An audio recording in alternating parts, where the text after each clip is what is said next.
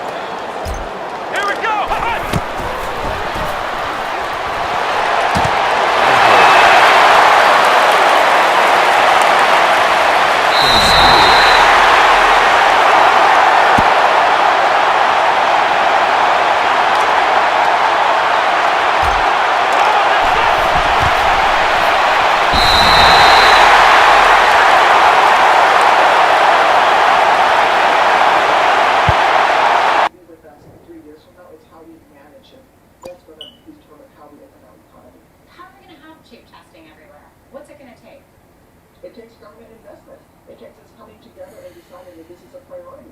We give $2 trillion in tax cuts to the richest 1% of this nation. We can afford to make sure that there is widespread, low-cost and free testing so that the frontline workers, the people who are keeping my dollar supplied with chicken McNuggets, because that's what they eat some days, are the ones that are getting tested when they need it and don't have to decide whether or not they can afford $200 for a test. With respect to the HEROES Act, of course, Senator McConnell wouldn't bring it to a vote. That's no surprise. It was a Democratic bill that was far more than they were interested in.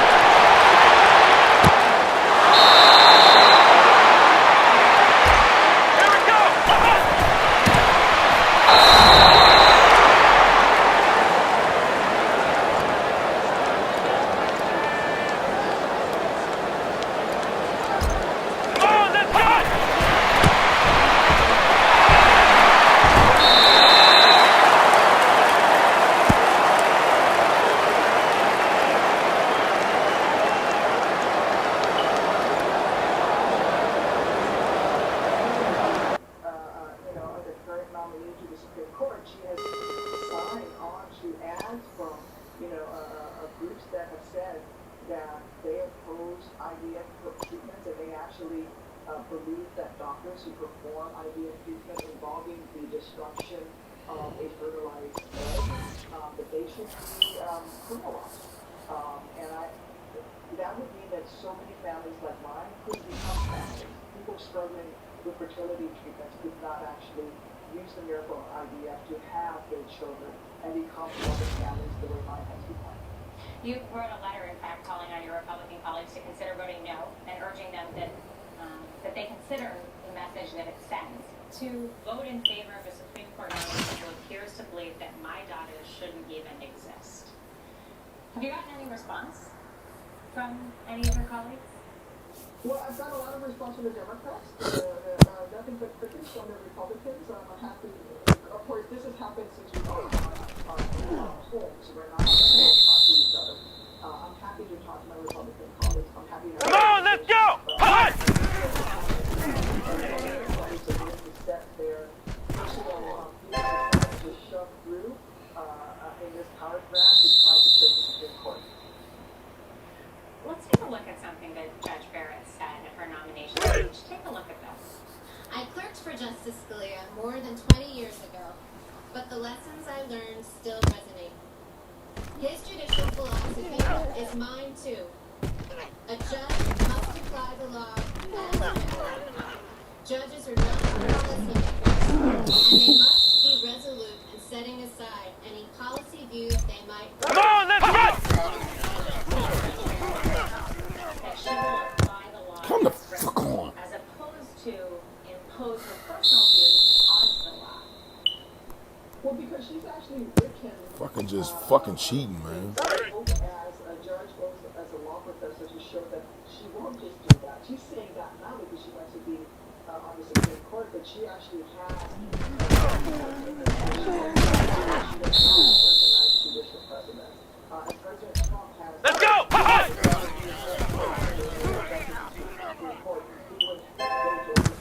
Whatever, dude. That's so fucking gay. That my fucking goddamn receiver can't react, but this fucking corner can react. The fuck out of here, man. So it's always something with this fucking game. Personal views are. I think some of what her supporters would say is that there have been plenty of examples where cases have come before her where she has God damn, man. her own opinions. There was one where she wanted to protect the people who were doing the services of an abortion clinic from protesters. In other words, there have been examples where her personal opinion hasn't made its way to her judicial writings and her judicial judgments, her opinions. I guess that's my question for you is, while her opinions are well known, why are we so sure that she won't take the text as it is written, as opposed to seeking to change the text, which conservatives frankly call judicial activism? Matter of fact, hold up, fuck that. I gotta get rid of you, man. Your motherfucking plays ain't up to the top, bruh. Like you got what that is, man. We need more than that, cousin. What we got, Pete Carroll? Fuck no. What we got, Tommy? Fuck no again. Was an overreach and needs to be repealed. And so she had her way. She would, and she has the potential. We pushed her through before the election to 7 days later, hearing a case that would eliminate the Affordable Care Act as we know it, which would then take away health insurance for 20 million plus Americans and take away the protection for pre-existing. I'm gonna try the Cardinal playbook. Fuck. Let's see. I need that fucking receiver though. I'm gonna get that motherfucker. Fuck that. Fireline, of course, was hosted by William F. Buckley Jr. initially for 33 years. Take a look at this clip from 1973, where conservative activist Phyllis Schlafly was discussing her opposition to the Equal Rights Amendment, and the subject of women in the military came up. Take a quick look at this. Women are exempt from the draft. Selective service says only young men of age 18 have to register. But the Equal Rights Amendment will positively make women subject to the draft and on an equal basis with men. Nor could you have a system whereby the women would get all the nice, easy desk jobs and the men fighting jobs. It would have to be equal across the board, in combat, on warships, and all up and down the line. I just love that because the women who get all the nice, easy desk jobs. I pose to you as a woman who flew helicopters and was shot down serving her country in Iraq. How do you reflect back on how far we've come? We've come a very, very long way, but nowhere near enough. I think, to... Damn, that's crazy. She was a pilot. For the moms of boys, it's to say that men's lives are less... I didn't see too many female pilots when I was over there. I'm sorry, but America's daughters are just as capable of defending liberty and freedom as Shit. their sons are. And, we're better. We're better when there's diversity going forward in terms of anything that we do in our society, including the military. Senator Duckworth, thank you very much for joining me at Firing Line. My pleasure. Firing Line with Margaret Hoover is made possible in part by Charles. What's up, man? And by corporate funding is provided by Stevens Inc.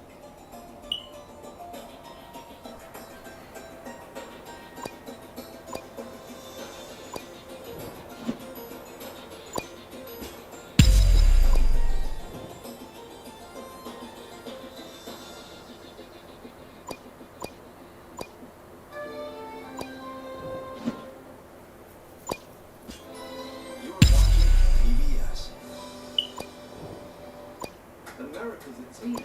And behaving accordingly. And that's what teenagers do. They go, I'm going to be a cop. Yeah. And then they go, no, I'm going to do this. Right. And now I'm going to do this, which is why we just got like Bush, Yeah. Obama. Once you go, it's figuring it out. How all teenagers figure it out. Yeah. They'll figure it out. Monday at 9 on PBS 6. Unbuttoning the roots, Diane Never talked about that. It's not to me. You talking about him? Watch, hold up. Has ever spoken about. and Not RuPaul. Veer towards the bright side of things. But they didn't show him. Little short black dude. It's essential to freedom. Discover freedom. Driving while black. Oh, here we go with this shit, man. Available to all Americans. To be able to move freely in a country where it's never been anybody's right. There are still so many dangers. Tuesday begins on PBS 6.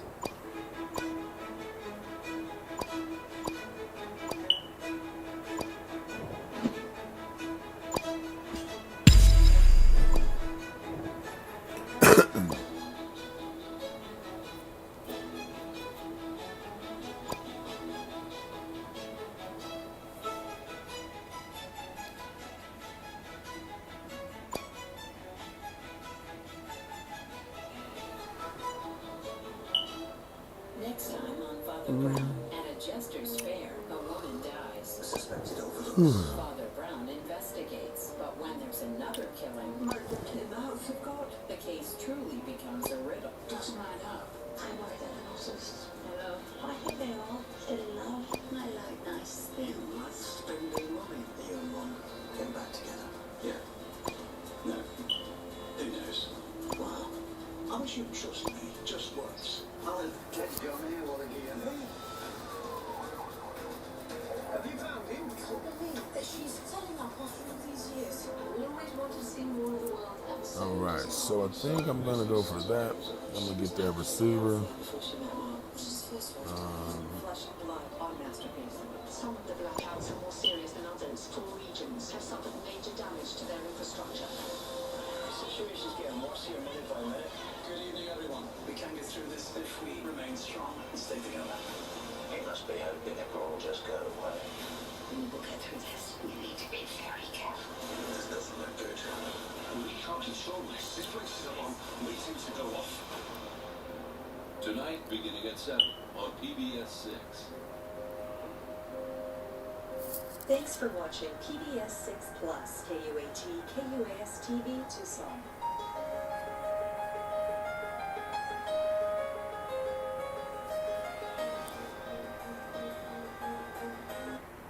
If you have a ball like this, get it ready. We'll be using it for the warm-up. If you don't have one, that's all right. You'll still get a good workout going through the motions. KeepDriving.com is dedicated to helping older adults maintain their driving independence using cognitive training, exercise, nutrition, and community. Explore KeepDriving.com today. KeepDriving.com. Fit is a tone and stretch exercise program designed to strengthen muscles and improve joint flexibility. All right, Mike, it's time. You got to do your workout aerobics with the girl in the tights. You got to do your workout aerobics now with the girl in the tights now. Sit and Be Fit is a creation of Marianne Wilson, registered nurse, teacher, and recognized leader. Oh, man, she looks like she needs some help. Marianne consults with a team of medical and exercise specialists to bring you a fun and effective way to maintain functional fitness. The exercise program you are about to do is effective for any age, but it was specially Shit, you can put it on the regular news now. Shit. This robot chick is, she with the elderly. Her socks are too big. your back doesn't touch. Put a pillow behind for that necessary back support. If you have your exercise band and towel, put them on the back of your chair. Now, get ready to sit and be fit. Be ready to be sit and fit. Oh my God. I'm Marianne Wilson. I'm so glad you could be here today. I have a great program planned for you. We'll be using the ball in your first routine for upper flexibility, upper body flexibility, and some leg strengthening as well. We'll start by straightening out your fingers, and you're going to roll the ball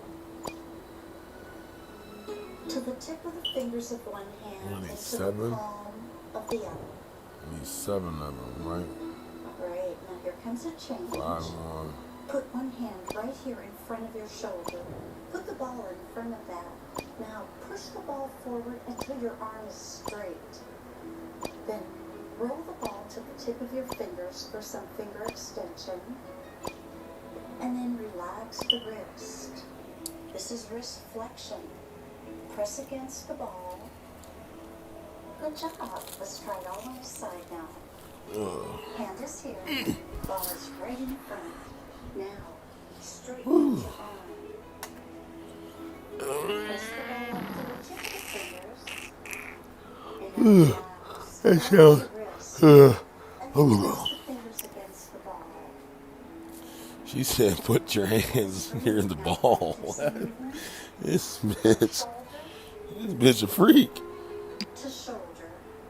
And what I'd like you to do is to watch with your eyes as well as turning your head. She's still probably rocking. Yeah. Still rocking. And Yep, this is the last of the Mohegans. right here, on top of your shoulder. I was in program, the last time I was in program here in Houston, there was a guy there that, And release. he, Can you feel that muscle popping out when you press? Do it again. was part of a family, one of the sons of a family that owned an RV park in Yuma. And he said that the old people down there, they have like dominoes and cards and get togethers and stuff like that. He said that they do quite a bit of RV hopping. Good Lord. Now, look at the fucking wall. I get them with my hand and I cut my hand and I just I'm not fucking touching. Now look at that shit. He's hanging out. At least have the decency to clean it up. He's hanging out for right now until I get a paper towel. Shit. By the time I would have got a paper towel, he would have been gone. Into the ball. And do it again. Big breath in. And breathe out. Well, I dropped my lighter. In nice and tight.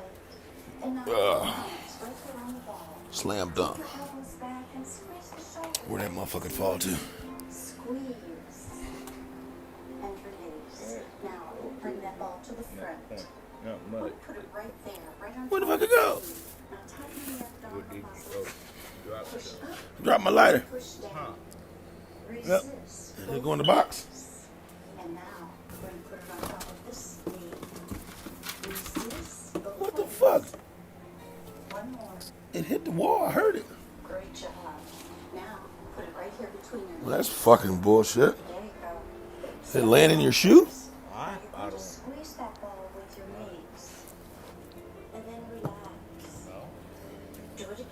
Wow.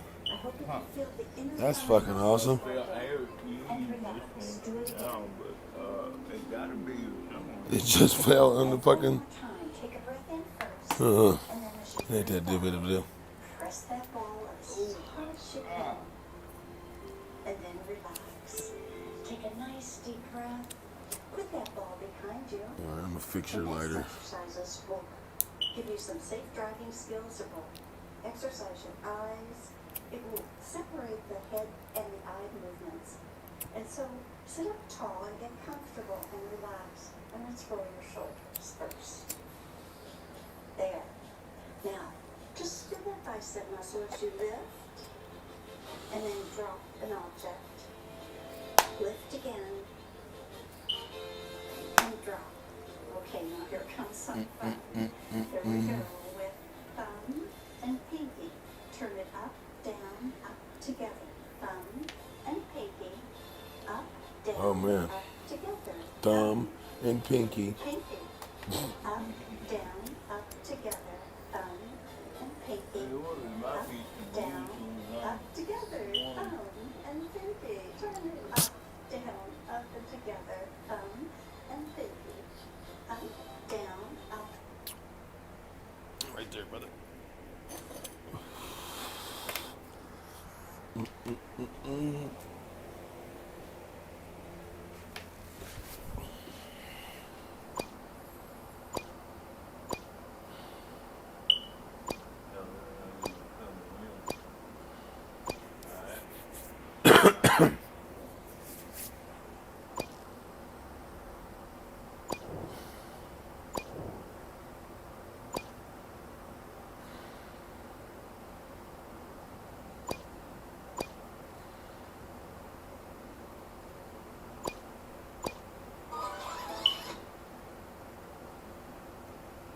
Scent.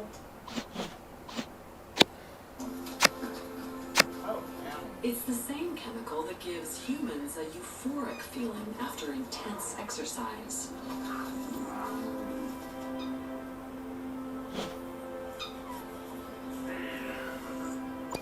They'll spend almost every waking moment mastering their skills and instincts because cats have to grow up fast.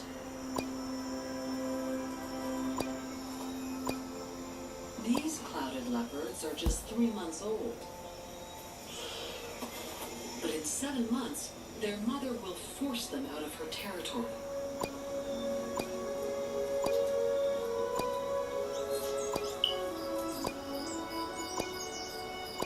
They will then face the world as solitary predators.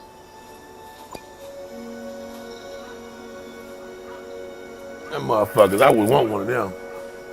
But when they get big, I get rid of them motherfuckers, give them to Sick Freedom Roy.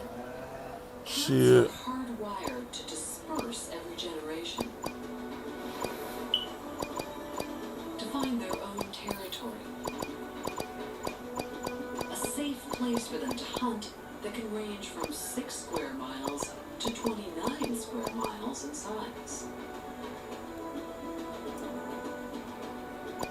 This was one of the reasons that around 9 million years ago, ancient felines spread across Asia's forests and beyond. As cats encountered new landscapes, they had to adapt. They came down from the trees more often in search of bigger prey. One of those early felines was the leopard.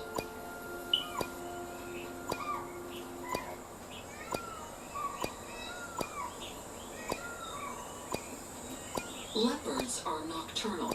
They can see up to 7 times better than humans at night, thanks to a mirror-like layer in their eyes that amplifies light reaching the retina.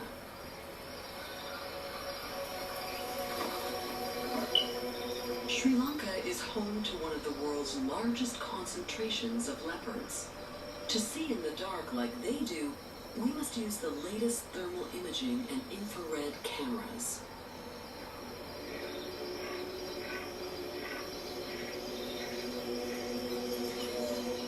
Leopards will eat anything, from small insects to large deer.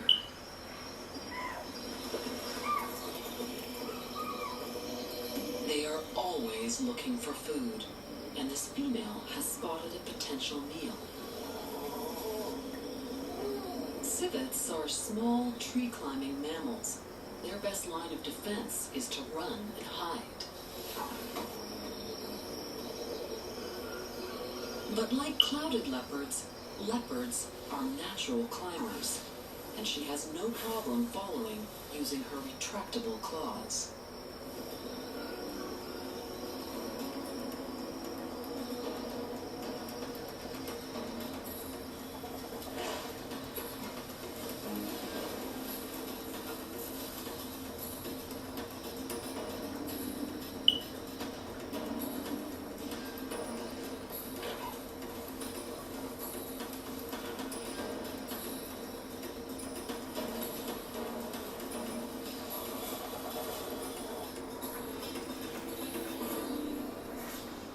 The civet makes a daring escape and survives the 65-foot drop.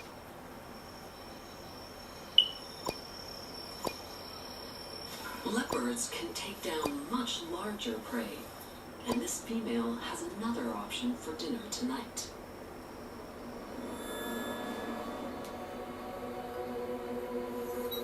It's 8 p.m. She doesn't have far to go. Yesterday's kill, a chital stag, still has plenty of meat left.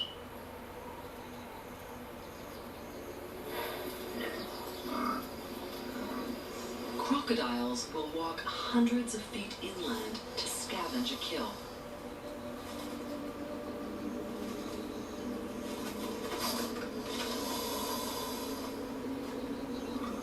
We think of leopards as big, powerful predators, but being solitary makes them vulnerable.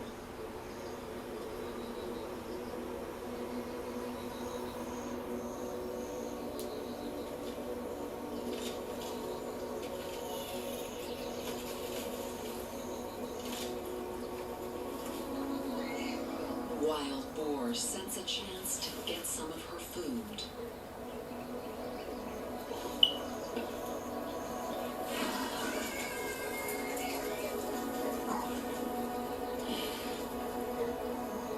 She is outnumbered.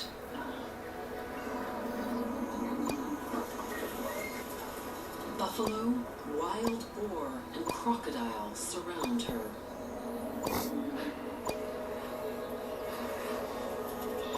Like the clouded leopard, her safe place is in the treetops.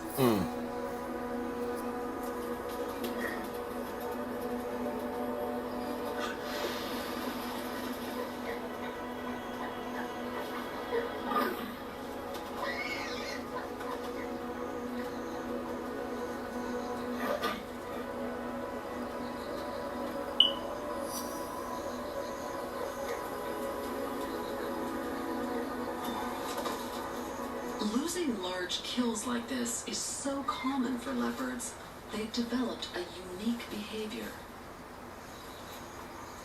They've learned to drag prey weighing up to 200 pounds up trees.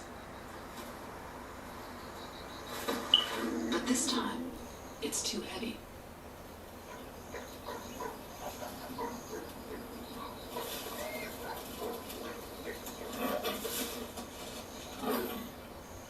Having food stolen is a real fear that runs through all solitary cats.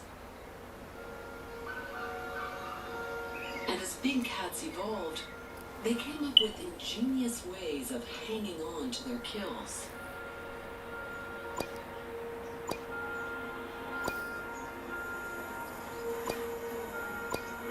This is a Bengal tiger.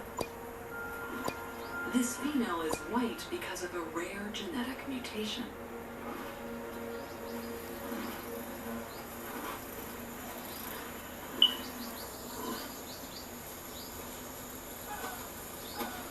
She can hunt animals weighing up to 1,000 pounds, but she'll usually only eat up to 80 pounds of meat a day.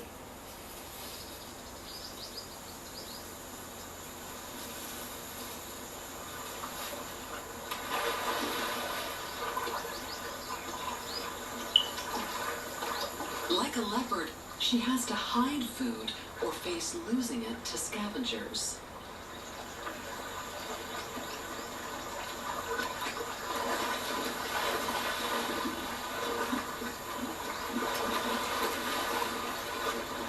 She left this rib cage here several days ago. Bengal tigers have been known to drag prey 1,500 feet before feeding on it.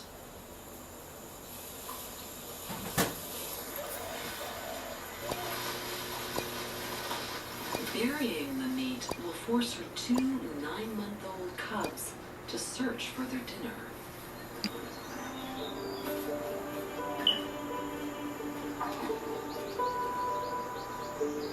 All young cats go through this vital step in predator training. Tigers are the only cats with vertical stripes, perfect for blending into the reeds.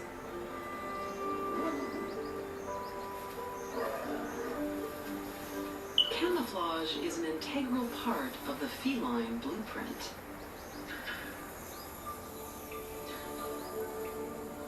In every terrain, cats have evolved markings and colors to fit their surroundings.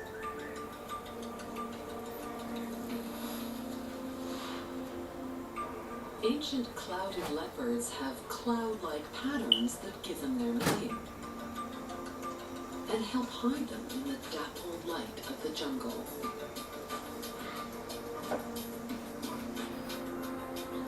Recent research has found a cat's markings are more than fur deep. They're also tattooed on their skin.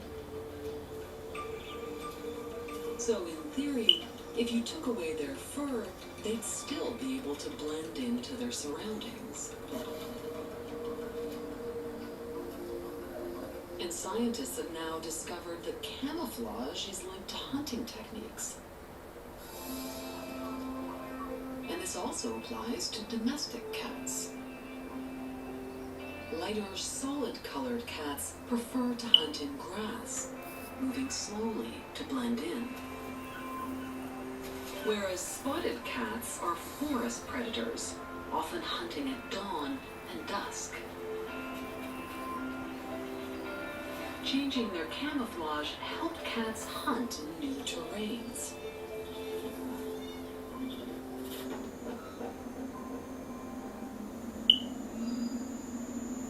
It was essential to adapt, as early felines were living in a constantly changing world.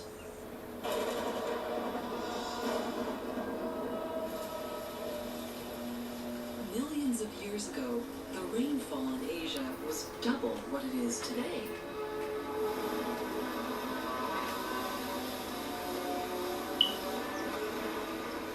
Wetlands became havens for wildlife. And underwater was a whole new hunting opportunity.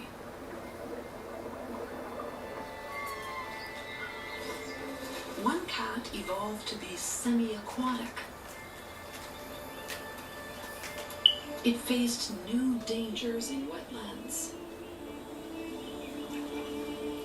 So the fishing cat adapted its camouflage to stay hidden.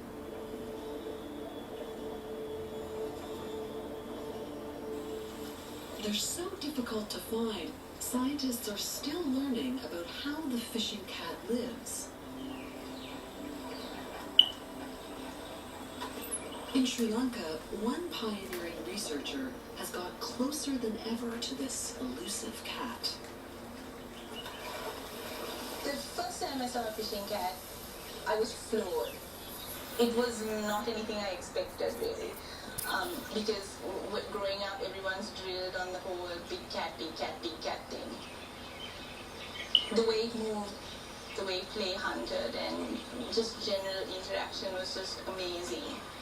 Kind of felt like somebody was keeping a really big secret from me for a long time. So that's when I realized that start working with the small guys.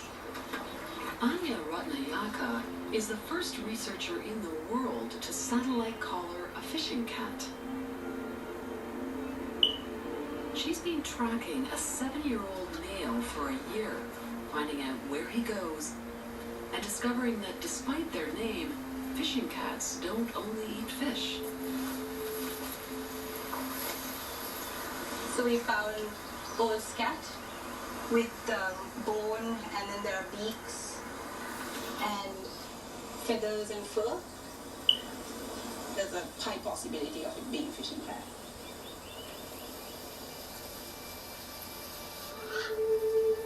Fishing cats, like all felines, will eat whatever they can catch, but they specialize in hunting aquatic species.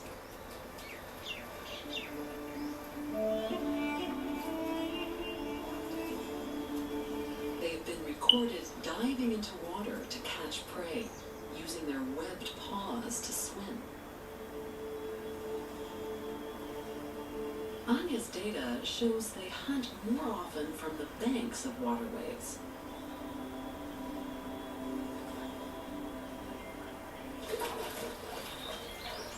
Their markings enable them to blend into wetlands, and they have adopted the cat blueprint for this style of hunting. In rainforests, clouded leopards use their whiskers to help navigate around the treetops. They have nerve endings that are sensitive to wind speed, air pressure, and touch. Fishing cats use them to detect which direction prey is moving. Then, their claws hook in their target.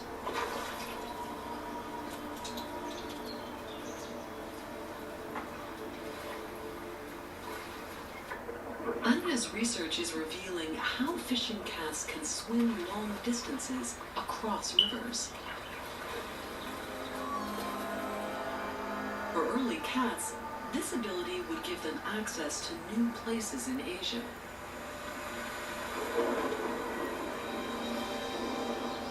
Combined with the need to have their own territories, cats pushed farther north, into the highest mountain range on Earth. The Himalayas reach up to 29,000 feet into the sky.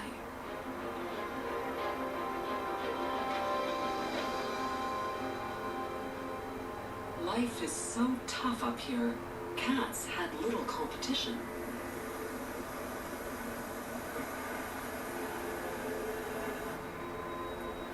And one feline species still dominates. Snow leopards evolved the blueprint to hunt at high altitudes.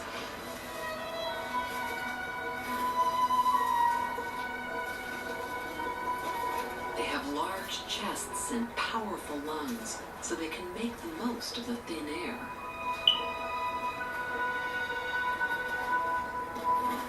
Like the clouded leopard, they have long tails which help them balance, and they've been known to use them as a scarf when temperatures drop. Recent DNA research has discovered these big cats are more closely related to tigers than they are to leopards. It was long thought they were the only feline that could survive in the harsh conditions of the Himalayas. But recently, a team of scientists in Nepal made an incredible discovery.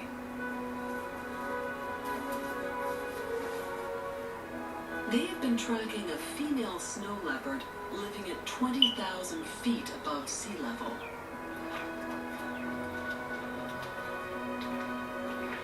This is no easy task.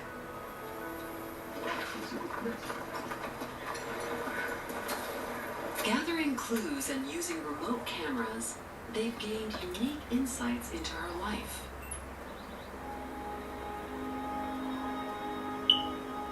They believed she was the only cat that had a territory at this altitude.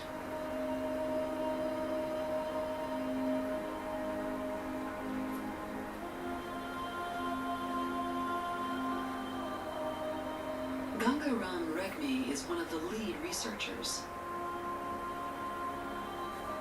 I walked hundreds of kilometers in search of this cat in different parts of the world. Snow leopards have special features to adapt in the high altitude environment. For example, they have very big paws to walk in the snowy habitat. They have very long tail to balance the body during the hunting time and for jumping, for moving in the rocky hill areas. The snow leopard was captured by several cameras as she marked her territory.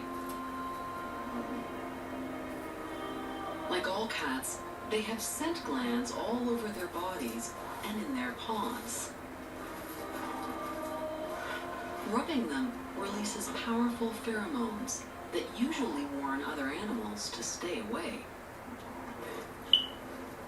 But remarkably, the team recorded a mysterious cat in snow leopard territory.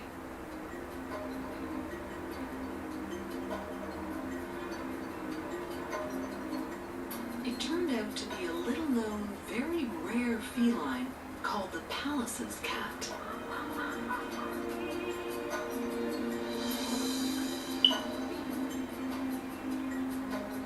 When I saw the photo, then I completely surprised, and I did not sleep all night.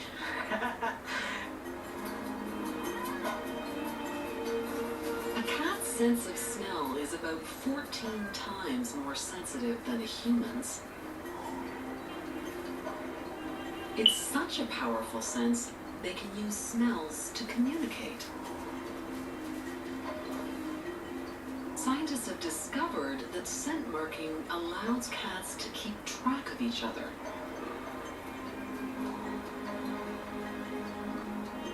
Pheromones can tell them who's in the area, when they were last here, and when they might return. Ancient clouded leopards used scent to divide territories in jungles. It's such an important part of the feline blueprint, it's still used by domestic cats today.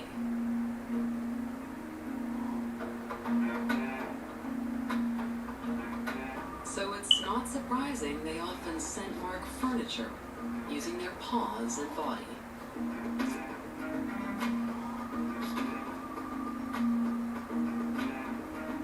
When two cats live together, like their wild relatives, they'll use pheromones to share the couch.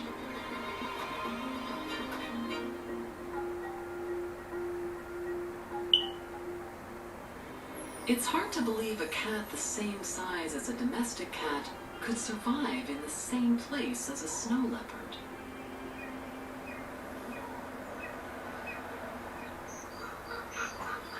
But Pallas's cats have learned to cope with mountain life. They often live in rock dens, which keep them well protected. But out in the open, these 9-pound cats are vulnerable to attack from eagles and wolves. So they move with extreme caution.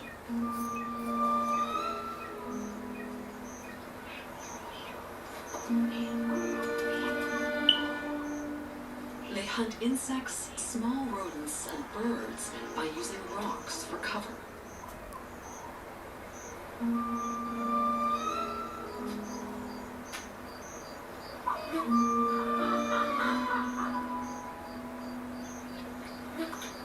Their fur is the perfect camouflage.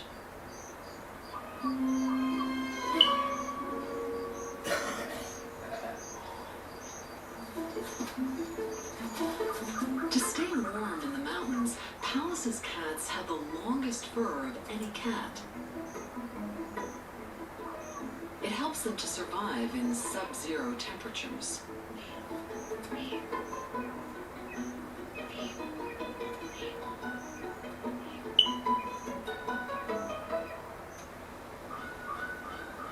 After adapting to Asia's mountains, cats pushed farther north. They were already well equipped for one of the harshest environments on the planet.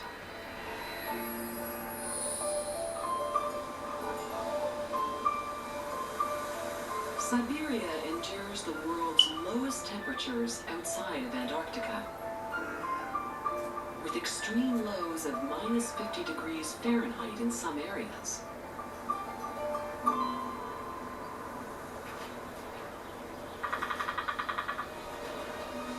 To survive here, cats had to adapt the blueprint in a big way.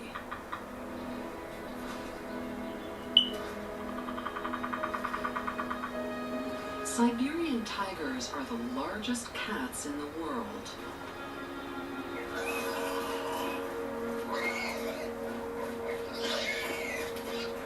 Adult males can grow up to 11 feet long and weigh over 600 pounds. 12 times heavier than a clouded leopard.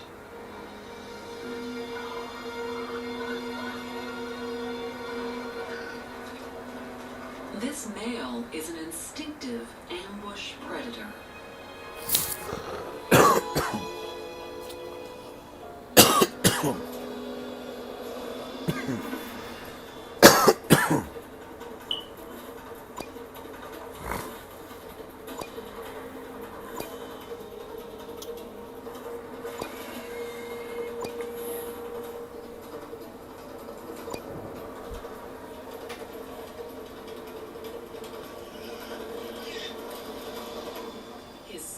Has severely compromised his stealth, but it's the reason he can survive in extreme cold.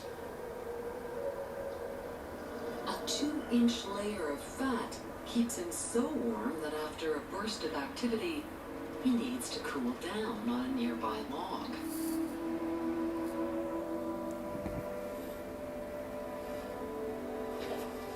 By adjusting to their environments, cats had conquered Asia, its jungles, rivers, mountains, and now the frozen forests. But around 8 million years ago, a new world opened up to them.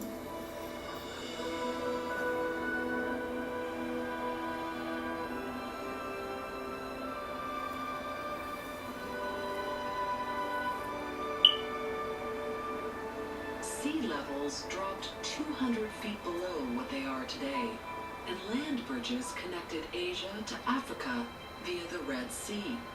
It led to the most dramatic changes in the feline blueprint so far.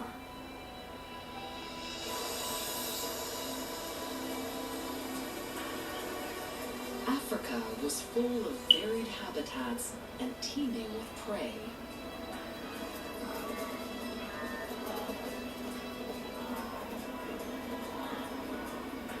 It's still home to a quarter of all cat species. Cats evolved to fill every niche, taking full advantage of each ecosystem.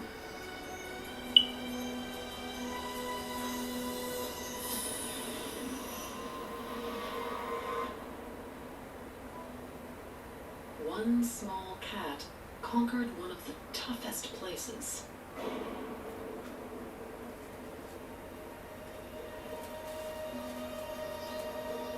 Sand cats are a solitary species that only live in deserts.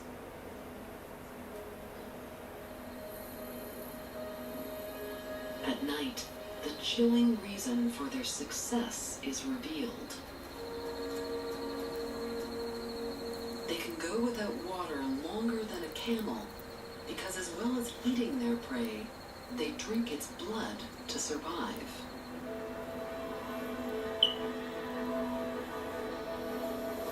They hunt snakes, geckos, and rodents.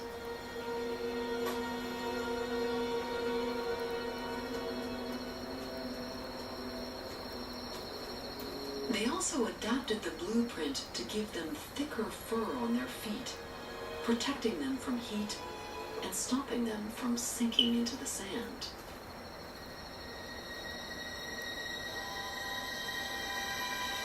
One of this Dracula cat's favorite victims is a small rodent called the jerboa.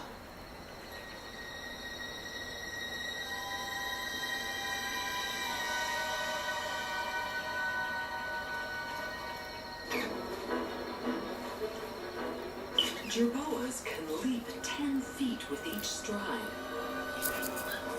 But sandcats can sprint at 24 miles per hour.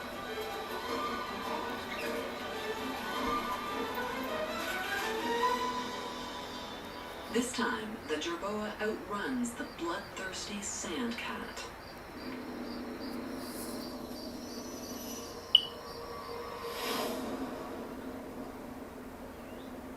One of the first cats to evolve in Africa is an example of how much felines had to adapt their senses to catch prey.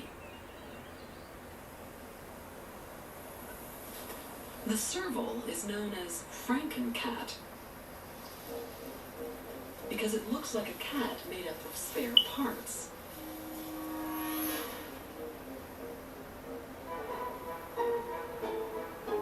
They're actually a perfectly designed, specialized hunter. They have super hearing,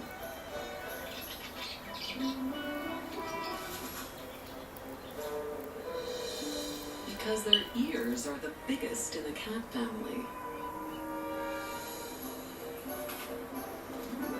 And they can rotate them 180 degrees for surround sound hearing.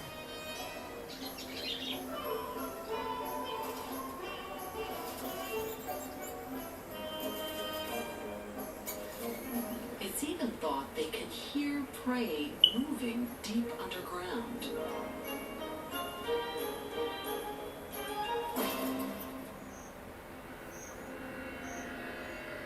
Another close relative of the serval also uses its keen sense of hearing to hunt.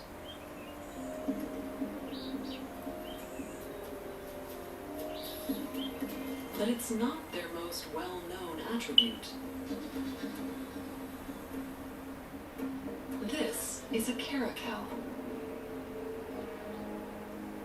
Their ears have tufts to guide sound waves towards them. But it's their back legs that are their killer asset.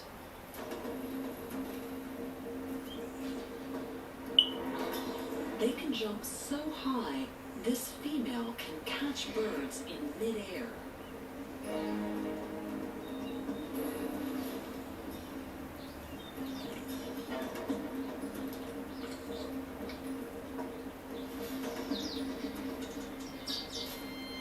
All she has to do is wait for the perfect moment.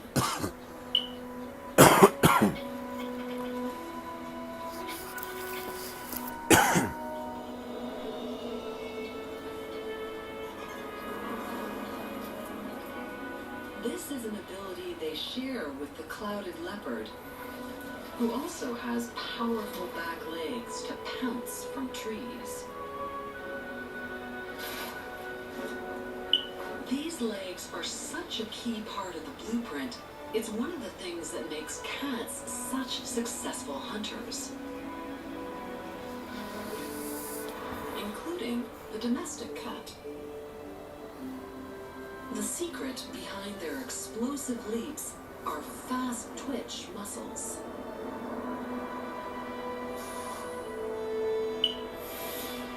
They propel some cats more than 12 feet.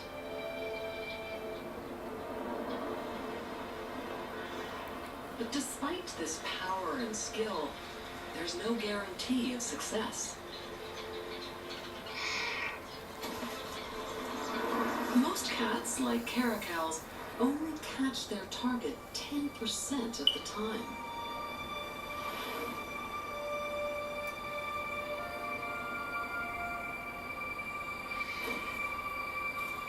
She will have to keep searching for food and hope that she catches something soon.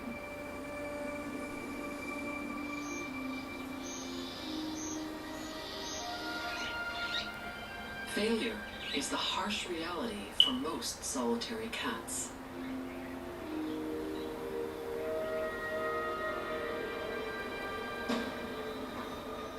Cheetahs often face starvation. And predation is a real danger for their little ones.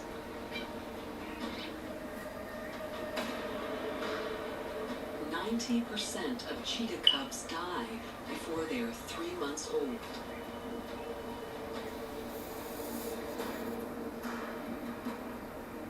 Cheetahs are often thought of as invincible hunters because they're the fastest cats on the planet.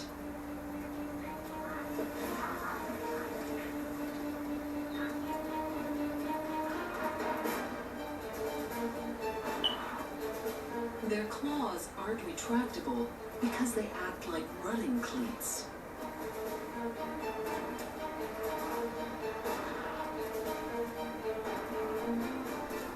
They can reach 0 to 60 miles per hour in less than 3 seconds.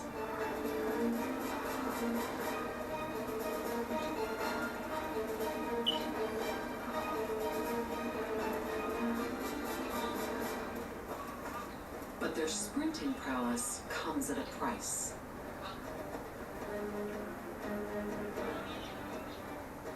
They have become so specialized, they don't have the muscle to defend what's theirs.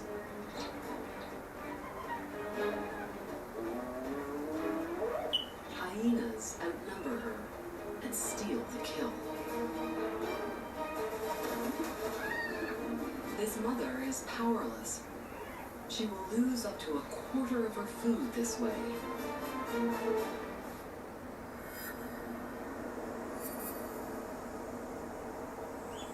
Being solitary makes life difficult and stressful for most cats.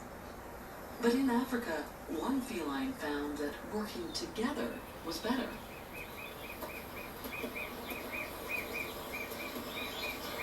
Lions changed the feline blueprint in such a drastic way, no other cat is like them.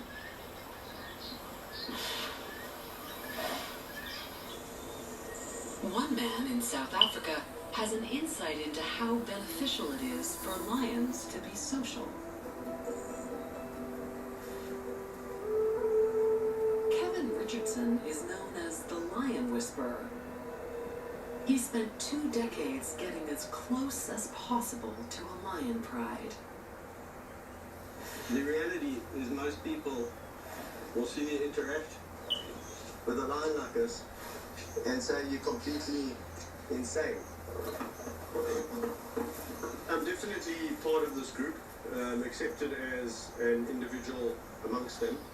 However, they obviously know I'm not a lion. They tone down the way they play with me. And it's almost like just an acceptance of this. This is a funny little creature with 2 legs that's part of this group.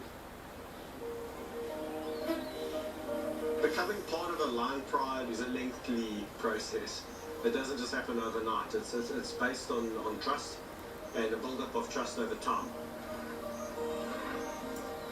Lions can live in prides made up of 30 individuals. And trust is an important part of their lives.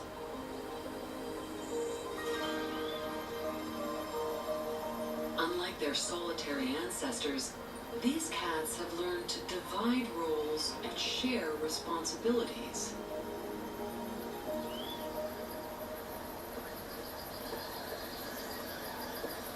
So while most of the females of this pride are surrounding prey, a nanny is protecting their youngest and most valuable members.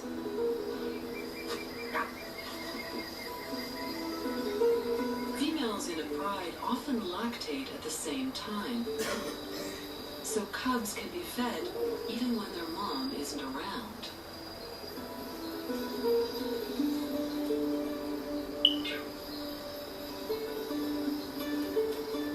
They have the numbers to ensure that cubs are almost never left alone.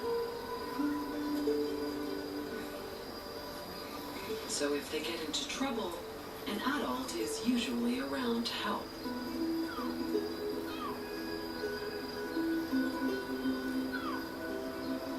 It's not just domestic cats that get stuck up in trees.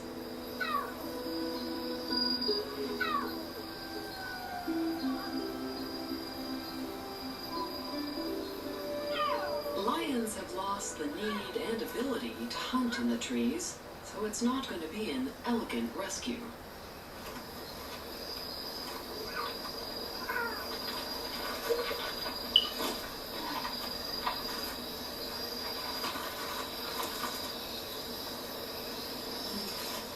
After a bumpy landing, the cub is okay.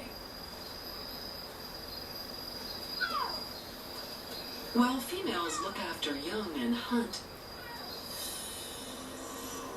males are on patrol, protecting the territory. One of the ways they do this is by roaring.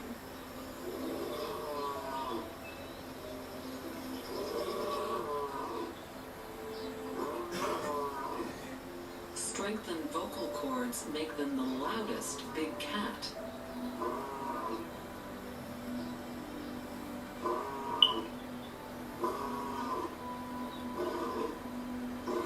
Calls can travel for over 5 miles.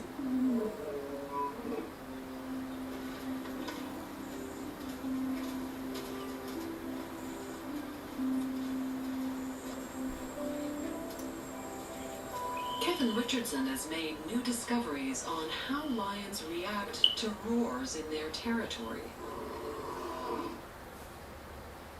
They're very astute in listening very carefully, and you'll hear as soon as lions roar in this park, they all listen and, okay, I know who those lions are. We've done experiments where we've played them familiar roars, or they're the lions that they're used to. A big male lion doesn't even react, because he knows. He knows who they are, he knows that they're not a threat. Play him an unfamiliar roar, and suddenly you can see his hair bristle. And if it's a one male lion, he's after it, like a shot. He goes in the direction of that sound. But if you play 3 roars, unfamiliar, he's very quiet. And suddenly he goes in a kind of a banana to maybe avoid them. So it's very interesting roaring. We're still learning a lot about it. Cats are divided into ones that roar and ones that purr. No cat can do both.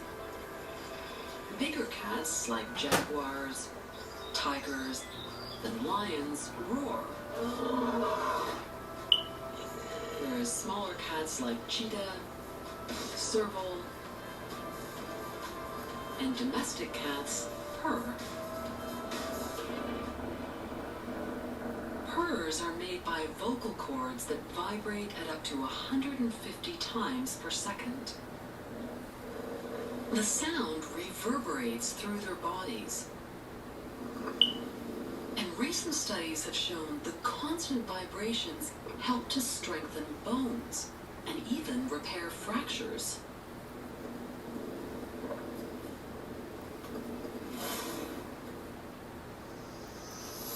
And when lions are injured, prides have been known to keep feeding them and looking after them.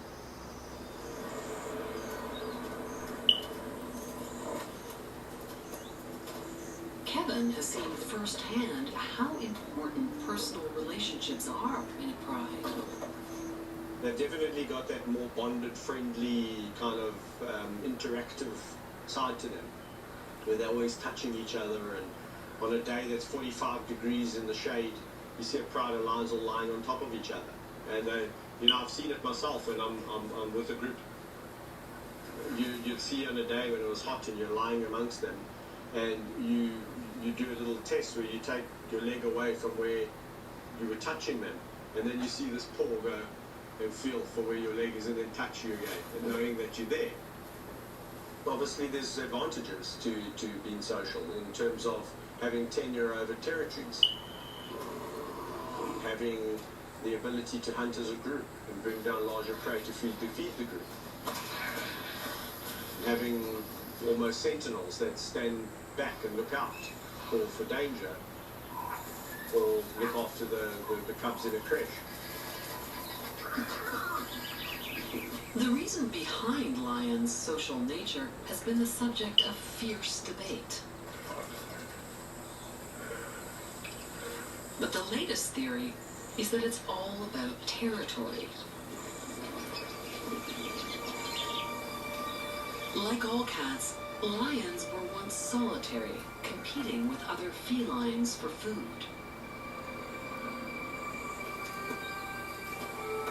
But then, early lions figured out that if they worked together, they could hold the best territories with the most prey. From that point on, they evolved the most sophisticated social order of any cat.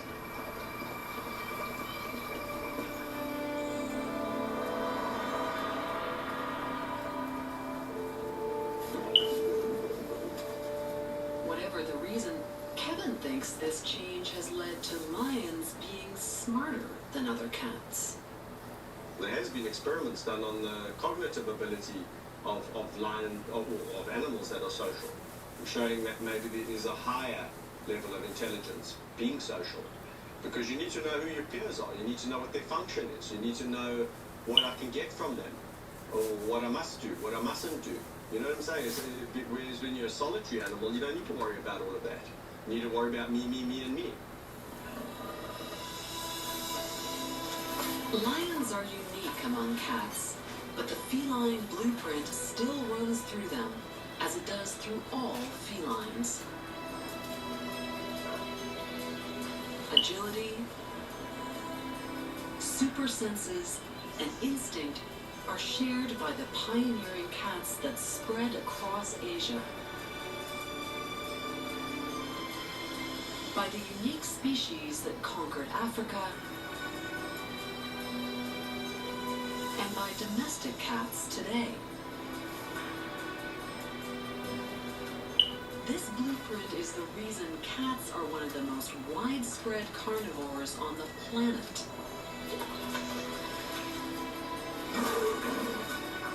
Next time, we discover how cats conquered the Americas and ultimately gave rise to the most successful cat of all, our humble house cats.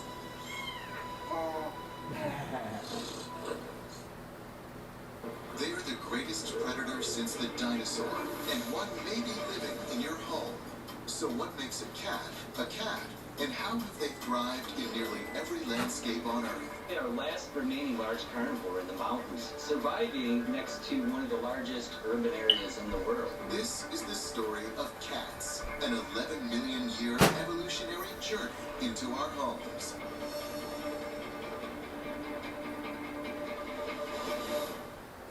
Don't miss a single moment.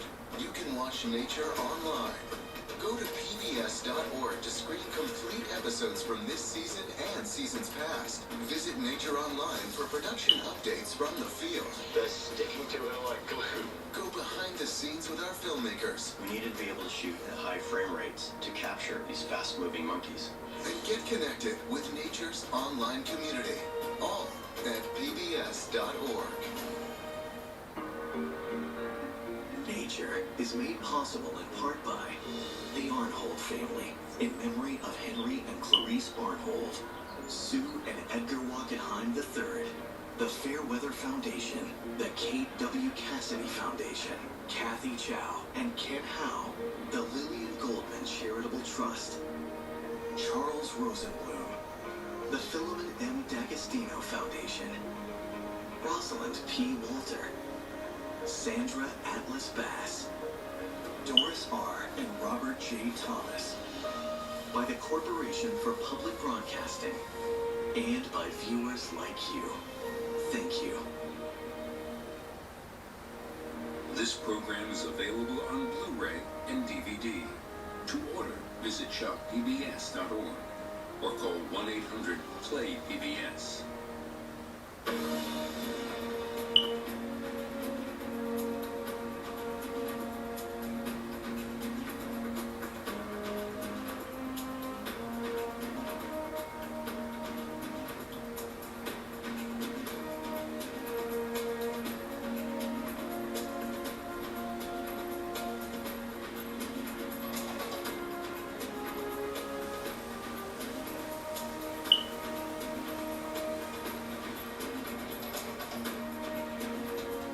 To learn more about what you've seen on this nature program, visit pbs.org.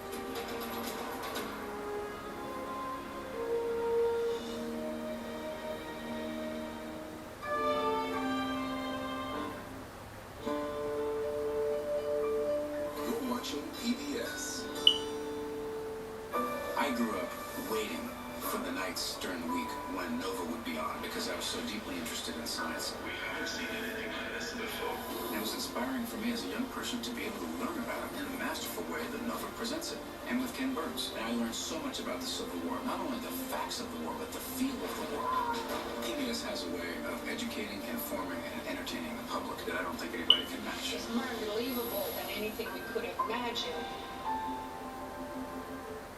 PBS American Portrait is a platform where people can go to in order to share their experiences. So join in. Go to pbs.org/American Portrait. Join us and be a part of history.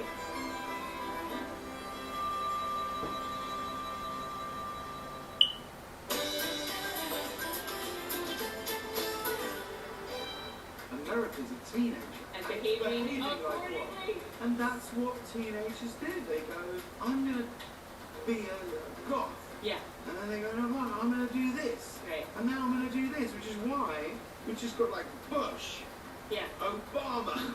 Once you go, oh, it's figuring it out. Oh. All teenagers figure it out. Yeah. They'll figure it out. Monday at 9 on PBS 6. Unbinding Your Roots, Diane von Furstenberg. Never talks about darkness, not to me. Narcissa Rodriguez. This is nothing that anyone has ever spoken about. And Ruth Hall. My father veered towards the bright side of things. What it means to be American is to take to the road. Mobility is essential to freedom. Discovery, freedom. The notion of driving while black reminds us that that's not available to all Americans. To be able to move freely. We live in a country where it's never been everybody's right. There are still so many dangers. Tuesday beginning at 8 on PBS 6. Hi, I'm Christopher Conover. I'm the senior political reporter at Arizona Public Media. Trust is key to what we do. The moment we violate the trust, our viewers, our listeners, our readers for the website, they all go away. So we have to keep that trust up at all times. The commitment that Arizona Public Media has to the community is very simple. It's the community. We know the community, and that's part of the way we build that trust. And we report on what's going on locally here in southern Arizona in a way that you can tune in and know that the information you get there is trustworthy. So what is Arizona Public Media about? It's about the community and being continually trusted now for 60 years on the TV side and 50 years on the radio side, trusted in the community. Trusted. Now more than ever. NPR 89.1 and PBS 6. Arizona Public Media is your trusted source for election coverage. Did you vote to take away funding? As the candidates face off in debate, Many people think that you should already have an answer to that question. ACPM is getting the answers Southern Arizona needs. It's fair to say you've each faced scrutiny, so why should the voter give you a second chance? Bringing you coverage on air and online. Welcome to The Buzz. Today, a debate between ACPM. Trusted. Now more than ever. Your favorite PBS shows, ready to watch when you are. Anytime, any place. Find more ways to explore than ever before.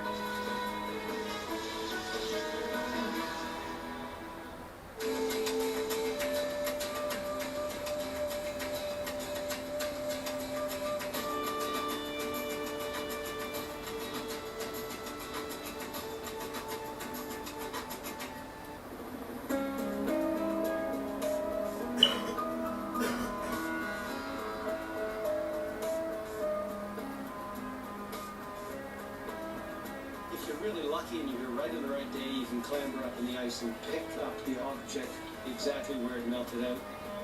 A mysterious story of ancient humans is melting out of the ice. This type of artifact, this is going to be more than 1,000 years old. In northern Canada, the frontier of archaeology and climate change. We're not getting just the stone, we're getting the whole weapon. And we were absolutely flabbergasted. My mind immediately goes to what's the story behind it? Wow. How old do you think that is? But the surprises don't stop with the artifacts. You now have a human being. I mean, this could be, your relative. Prehistoric secrets frozen in time. Until now. Oh my God. That's something. Wow.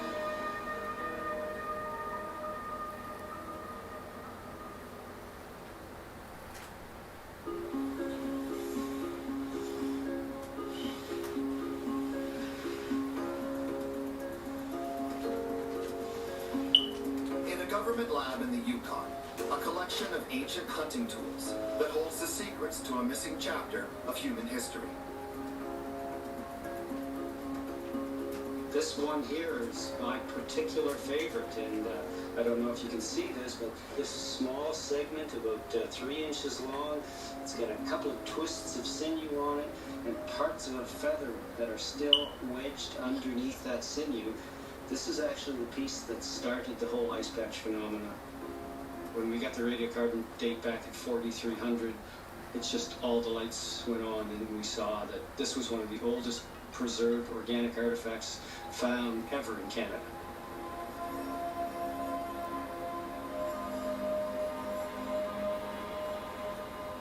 Organic artifacts, that's the key. Wood and feathers and sinew that otherwise would have rotted away centuries ago. Instead, they were preserved in the southern Yukon's ice patches. But what is an ice patch anyway? And how is it different from a glacier? We've lost about 10 square kilometers worth of ice. The really big difference is that glaciers move. For ice to move, it needs to be about 30 to 40 meters thick, so roughly 100 feet or more. And when the ice is that thick, because of its own weight, it deforms under its own weight and starts moving. So in the 1960s, then a little kind of research came up here. Behind us we have a crashed Cessna aircraft. This crashed probably about 50 years ago. When I first worked here about 10 years ago, it was about a kilometer up glacier from here. The moving glacial ice has actually carried the plane wreck down to this spot.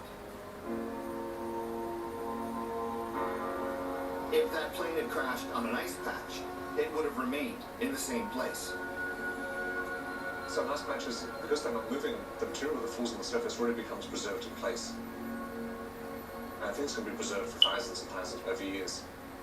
So ice patches can be big, but not as big as glaciers. And they've been sitting in the same place for thousands of years. That is, until now. Their rate of melting is unprecedented. And while the rapid thaw is scary for climatologists, Greg Hare and Christian Thomas have chanced across an entirely new scientific discipline: ice patch archaeology. Chris was just walking along the edge of the ice, or about 3 meters from the edge of the ice here, and he found a dart shaft that has melted out of the ice and looks like perhaps it's been caught in the meltwater channel and moved in several pieces down to where we see it now. When you look around this landscape, there's no trees, so the only way for a substantial piece of wood like this to get up here is for someone to actually bring it up. So when we see wood, we automatically know it's an artifact. This type of artifact, this is going to be more than 1,000 years old. You wouldn't find this in a non-frozen site. That wood would have rotted away hundreds of years ago, so we know this is pretty fresh out of the ice. Was a good fit right there, Chris? Looks like it, perfect. Oh, good one, Chris. Good eye. Fragment of the dart.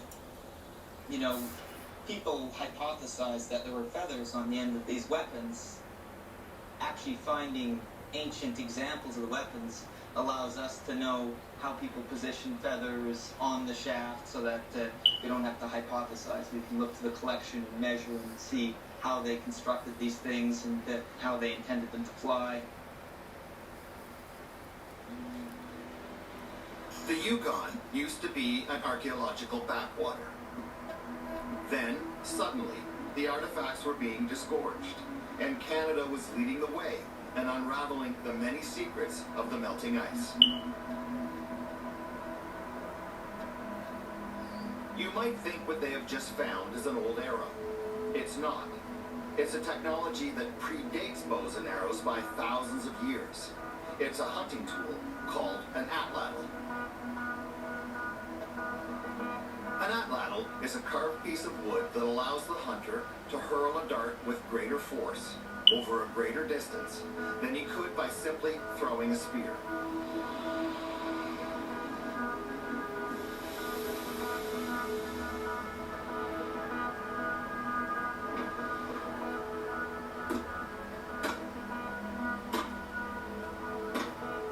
This is where members of the World Atlatl Association meet to compete and see how well they can compare to other throwers.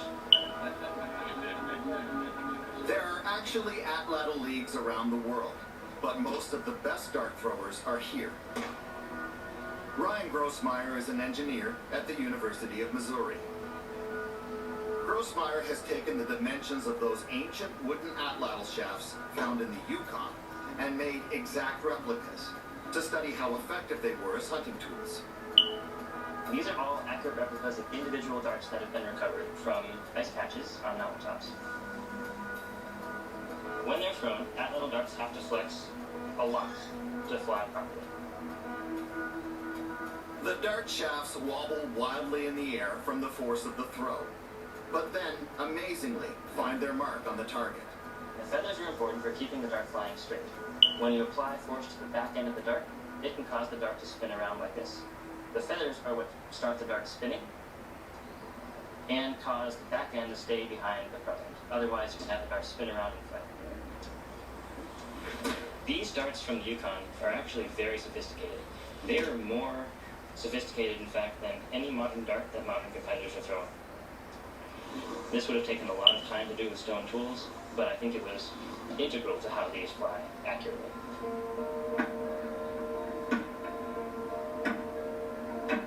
Okay, the official order. In terms of accuracy, there are competitors here today who can easily hit a dinner plate-sized target from about 20 meters.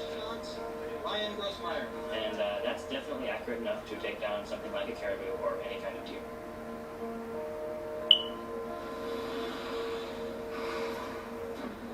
In my mind, I envision, say, half a dozen hunters in pursuit of a herd of caribou. One or two get hit by the darts, and meanwhile, the darts that miss the mark perhaps get buried in the snow and then incorporated into the ice.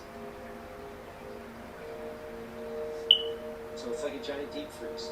Anything that's been lost either on the ice or at the edge of the ice or happened to die around the ice often becomes entombed in the ice for hundreds or thousands of years, and we happen to be in the decade or in the century that ice is melting.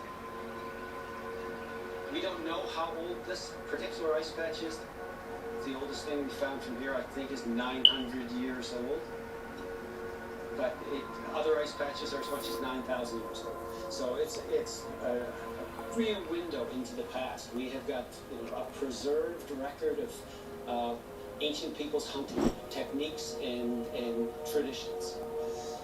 Looks like what we got here is maybe a swan or goose leg bone that's been split, and one end of it's been ground into a point, likely used as an awl for punching holes in leather material for repairing objects. My mind immediately goes to what's the story behind it, because I've got a storyteller mom. I always am like, oh, I wonder how did that get there? What's the story around the person who prepared it? So this is definitely the first time I think we found a ball on an ice patch. It's one of the first times we found a non-projectile point on an ice patch. Huh. That's a beauty. Is it a woman's tool or a man's tool? Is it how did they lose it? This valley here or this next one over there? This is Friday Creek that runs down into this area. The artifacts are telling a story that the elders heard about from their grandparents. That these mountains were once overrun with caribou. We're at the ridge between the Friday and Alligator ice patches. And this is a stone hunting blind. That's one of a series of 7 blinds that run along the crest of this ridge.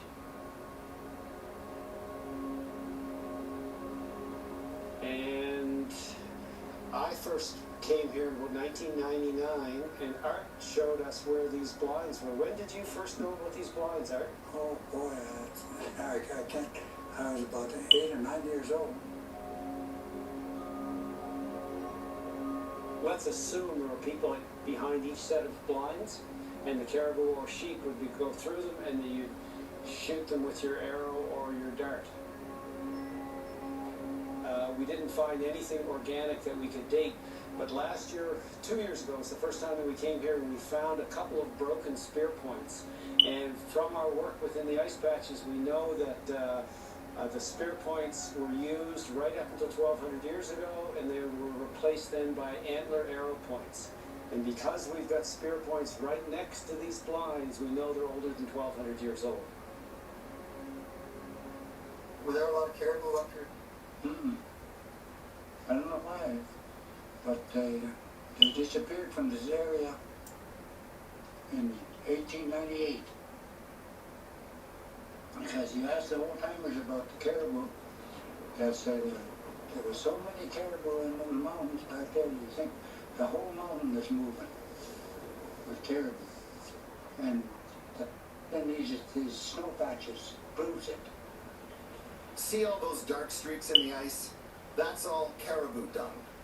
And when caribou biologists first found it in the mid-90s, it was stunning news. No one knew how it got there, because as far as anyone knew, the herds had disappeared a century earlier. It was amazing, like you could see as it was melting out the caribou dung, almost like it had been deposited days ago in some cases, quite fresh looking. So we knew that this wasn't some phenomenon in recent time, that it had to have been laid down by generations and generations of caribou. So we just said, well, we better collect some of it. As they were scooping up their dung samples, Don Russell and his partner found the pieces of what they thought were bits of an arrow shaft, and they took them back to Whitehorse. Then they said, first of all, it's not an arrow shaft, it's atlatl shaft. And then we run a date on it because it looked like an arrow shaft, and I said, oh, that's pretty cool. Run a date, it comes back over 4,000 years old, and uh-oh. I think the fecal sample that I collected was, I think, 1,600 years old, and the atlatl dart was 4,300 years old, so that kind of started the whole thing. And all of a sudden, we're not getting just the stone, we're getting the whole weapon. We're getting, the spears with the stone points, the wooden shafts, and the feathers, and the sinew. We're getting the arrow shafts with the feathers and sinew and the ochre on them. And we're seeing for the very first time as archaeologists the whole weapon. And we were absolutely flabbergasted. We've never had access to that knowledge before, right? It was, what we could learn from talking to the elders about life in the old days. And all of a sudden, we have an arrow, we can date it. We know exactly that it's, 150 years old or 300 years old. Or we can take a dart and say, oh no, this one's 6,000 years old. So we couldn't do that with stone. Now we could. They could get an age on the artifacts because organic material can be carbon dated. Stone can't. The ice was melting, and at the base of the ice, sometimes on the surface of the ice, there were artifacts just lying around. And it was amazing that summer of 1999. It was every day the helicopter would come back with new, amazing artifacts that nobody had seen before. It was incredible. So the dung and the artifacts were very old. But a big question remained. Why were they finding it all up so high in the mountains? Why weren't the hunters simply killing animals in the valleys, where they didn't need to expend so much energy climbing? It turns out they were hiking up to where their prey was finding relief from the summer heat. One of the things is that caribou are very well adapted for cold conditions and not very well adapted for warm conditions. So it's an opportunity to help them thermoregulate so that by congregating on the ice, by laying down on the ice, they can stay cool. But think more important than that was avoiding harassing insects. See how those caribou are twitching like that? They're being harassed by the warbleflies and the bobflies. You can just see the whole animal shaking and shimmering to try to get rid of those. Yeah, it's only hot days in summer when you find them on the ice and snow patches up on the high mountains. We went up to an ice patch to get some water to drink on a hot day, and a big mountain caribou came right up to us. And he didn't see us. His eyes were drooping and his tongue was hanging out. He was hot and he was bothered, and there was a cloud of flies. The warble flies is like a bee. It looks like a bee and it buzzes around like a bee and drives them nuts. But it doesn't bite them. It lays eggs on the legs, on the fur. As they hatch, the little larvae would drill into the skin and go through the bloodstream up to the back. And then they just leave a nice little hole, which is okay on a fur. You can't see the holes. But on a piece of leather full of holes, not very many people can appreciate that. When they get onto the ice, those insects stay off to the sides. They can't fly. They don't congregate around the caribou. So the caribou get relief when they're on the ice. And then it's a question of if the caribou is 20 meters away or 40 meters away, can you hit it with the dart? Can you shoot it with the arrow? Do you have to get closer?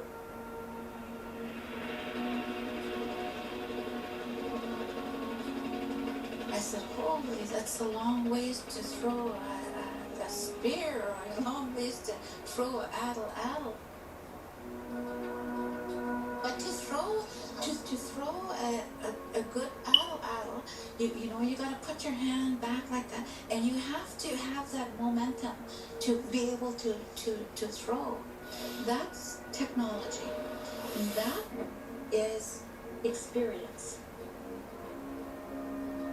Imagine the anticipation each summer, heading up here to see what these ice patches have to offer up next. But imagine, too, that the artifacts are your family heirlooms, left there by your ancestors. Each piece that is found carries with it a loaded double meaning.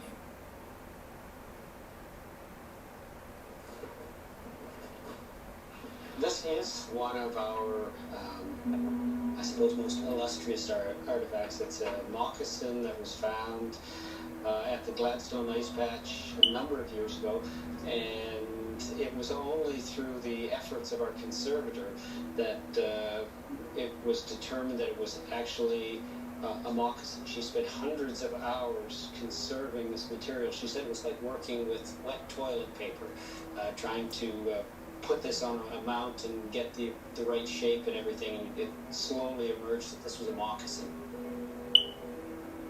This has been dated at, it's about 1,500 years old, and this is certainly the oldest moccasin ever found in Canada. The massive Gladstone Ice Patch is the biggest one in the Yukon, and it's been producing artifacts for years. Gladstone is in the traditional territory of the Southern Shoshone. In order for Greg to visit the ice patches, he has to get permission from the different First Nations, whose members are eager to go up and take part themselves. Found this projectile point. Wow. How old do you think that is? Well, it's a tip for a throwing dart, and this part of the ice patch is actually producing a bunch of dart shaft fragments. They're all between 3,000 and 9,000 years old. So it's pretty hard to say what this is, but you can see it's pretty good quality chert. This is a really nice little stone point. The artifacts that, the items, the lance points, or the addle points, or the arrow shaft, or arrow points that come out of these ice patches,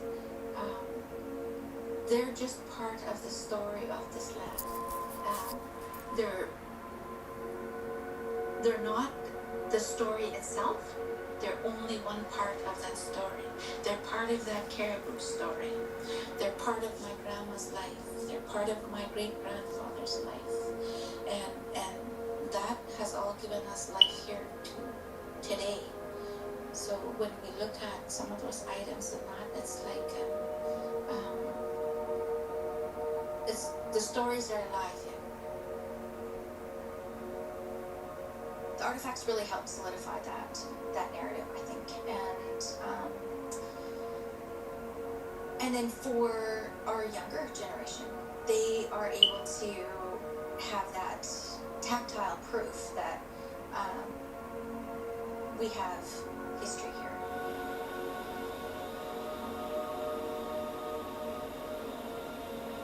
Tactile proof.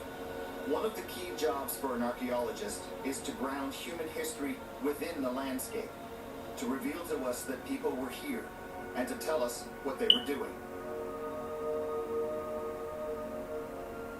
This is central Norway. That petroglyph carved into the rock depicts a reindeer, a first cousin to the caribou of North America. Experts think this was etched into stone 6,000 years ago, and tells a story of how important reindeer were to the people who hunted this land.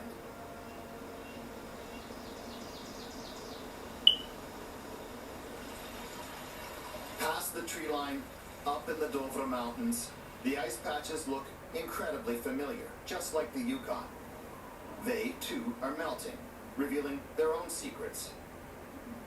This really, in Norway and in the Yukon, these high mountain alpine locations are removed from the villages and the town centers and places where archaeology is usually done, and have not been very well investigated. And now for the first time we're seeing the importance of the margins, and we're seeing just how adventurous and how comfortable people were at high elevations. There's one piece of shaft here. What? This one is hard to say. Could be 800 years old, could be until about 300 years old, somewhere between it. Martin Callanan is an Irishman who studies ice patch archaeology at the University of Trondheim. This spot lies between central Norway and the coast, and it was heavily traveled by people we now know as mountain Vikings. In the Middle Ages, in the late Middle Ages, they really started to use this place a lot. And I think it has got something to do with it is relatively close to the village, or to the village at that time. And that this was their local snow patch in a way.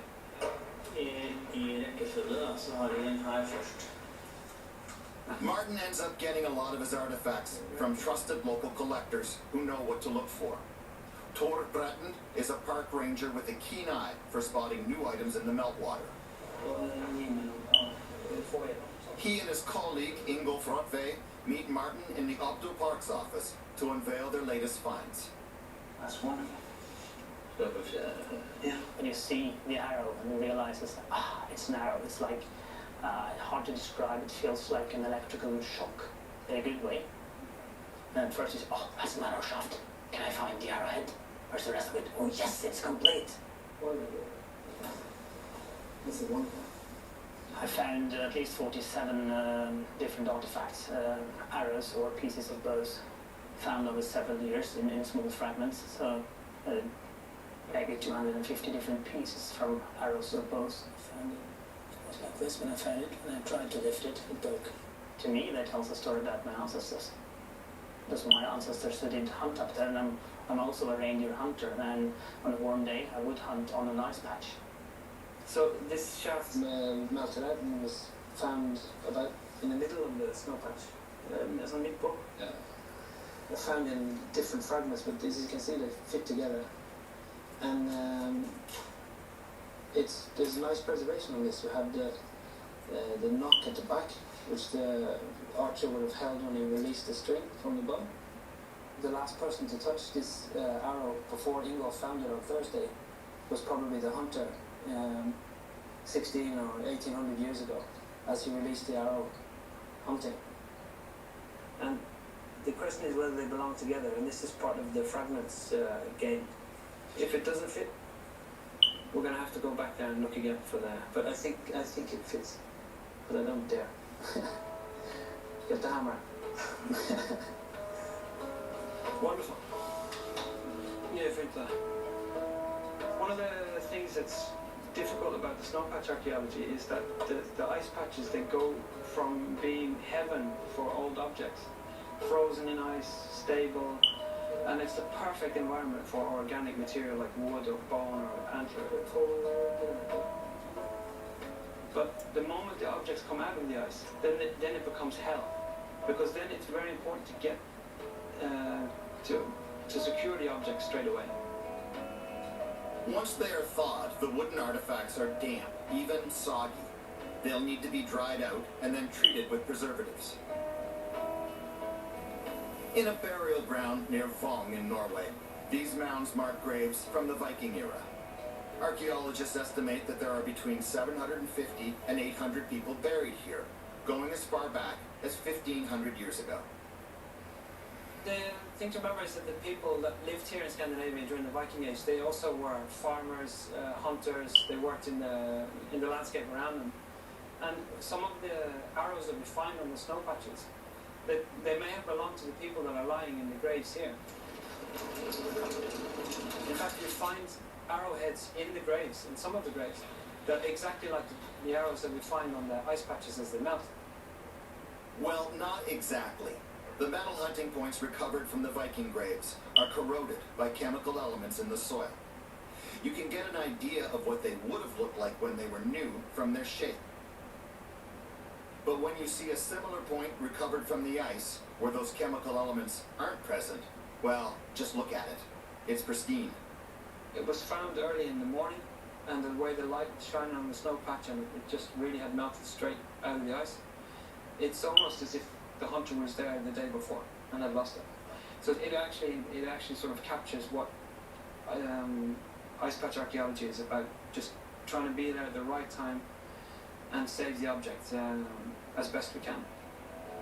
A metal point is something they dearly love to find in the Yukon, but that artifact hasn't turned up there yet.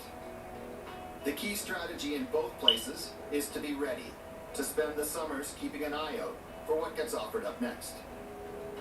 What we're seeing here is a little knob at the top where the bow would have been stringed, and you can see a fragment of the arm of the bow.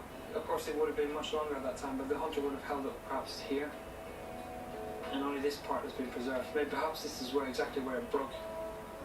So this may be one of those other moments where the hunter has strung his arrow, drawn his string, and instead of loosening an arrow, the bow has cracked, and then it was discarded on the snow patch. So there may have been wailing and gnashing of teeth around this piece. In the 80s there was one or two little finds. 2000, early 2000, 2003, it just explodes. It explodes in central Norway, southern Norway. We start to hear news from Canada, southern Yukon. They've got hundreds of finds. And then we realize, wow, this is something very different.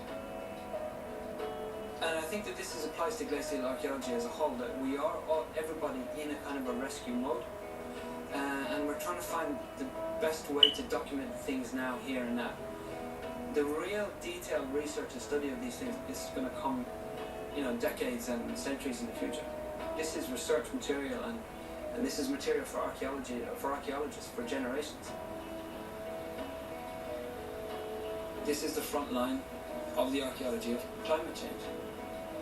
I think that there's a lesson we're being shown something here, that when 5,000, 6,000 year old objects are starting to melt out of alpine ice, that something is changing in the mountain landscape.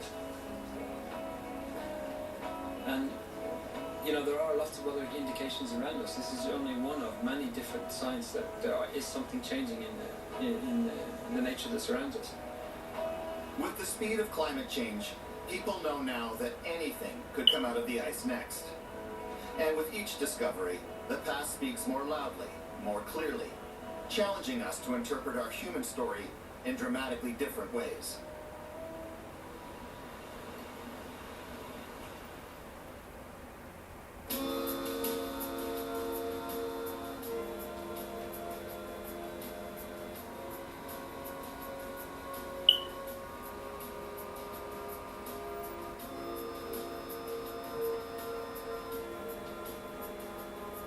The significance of finding even bones that you're not sure if it came from last year's hunt or 40 years ago the hunt is that the ice that persists up here preserves everything.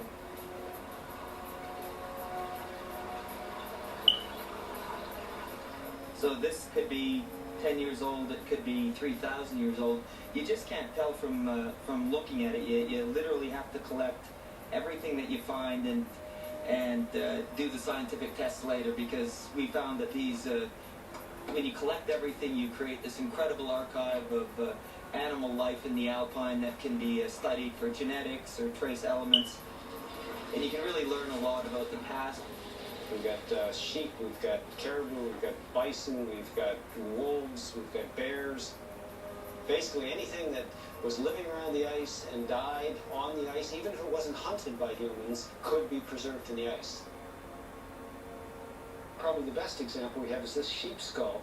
We found this beside an ice patch a few years ago, and when we started to do the analysis on cut marks, we decided to radiocarbon date this one, and we sent in a very small sample, and this one turns out to be about 4,500 years old.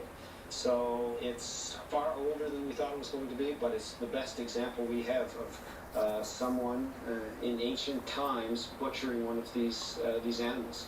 So these are stone tool cut marks across the brow of this sheep skull.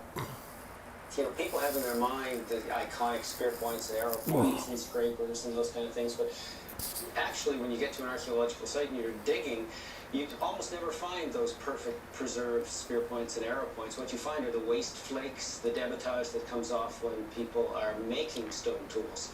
So this represents a very general archaeological site in the subarctic where you have hundreds, if not thousands, of waste flakes.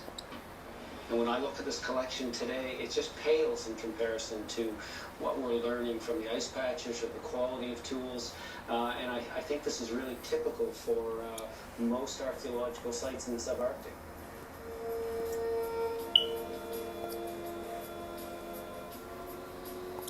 We're at the Gladstone ice patch, and Sheila just found another stone spear point.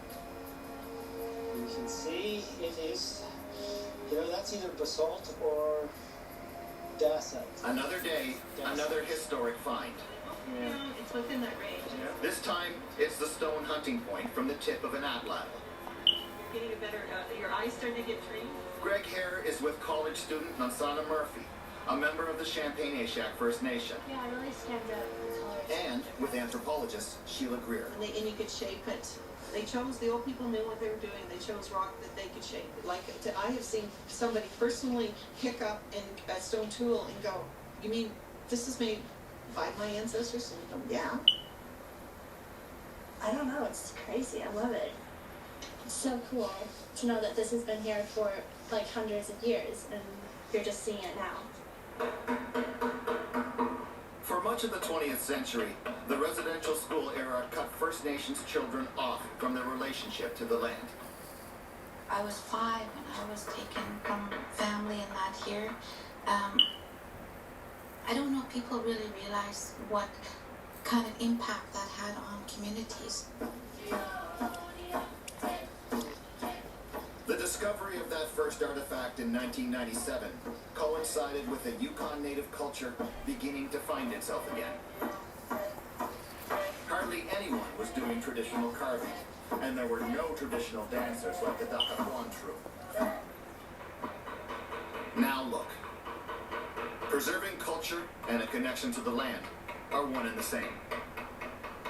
For those young people now that are going to be the caretakers, they're the ones that are going to look after the land, they have to know where they come from.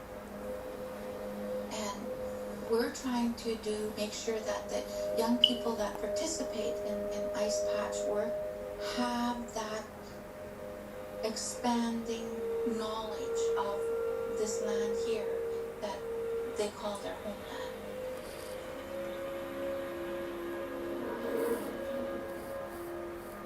Like you can feel it viscerally right through your body when you're picking up a piece. It's like, whoa. Like, which ancestor actually touched this? Like, who was that person? What did they look like? How did they live, you know? It's not just an artifact. It is a piece of who you are. 20, 25 years ago, no kids in the Yukon would have known what an atlatl was, or a throwing dart. And today, if you go around to almost any school in the Yukon, all the kids know what a throwing dart is or an addle is. They know how to make them. They know how to throw them, and that's a cultural shift that has just taken place in 20 years. The early ice patch discoveries also coincided with the Yukon First Nations signing their land claim agreements. It gave them power, and it gave them a say in how heritage would be handled and interpreted. And then, in 1999, this happened. Some sheep hunters in northern British Columbia, just across the border with Yukon, found a body melting out of the ice.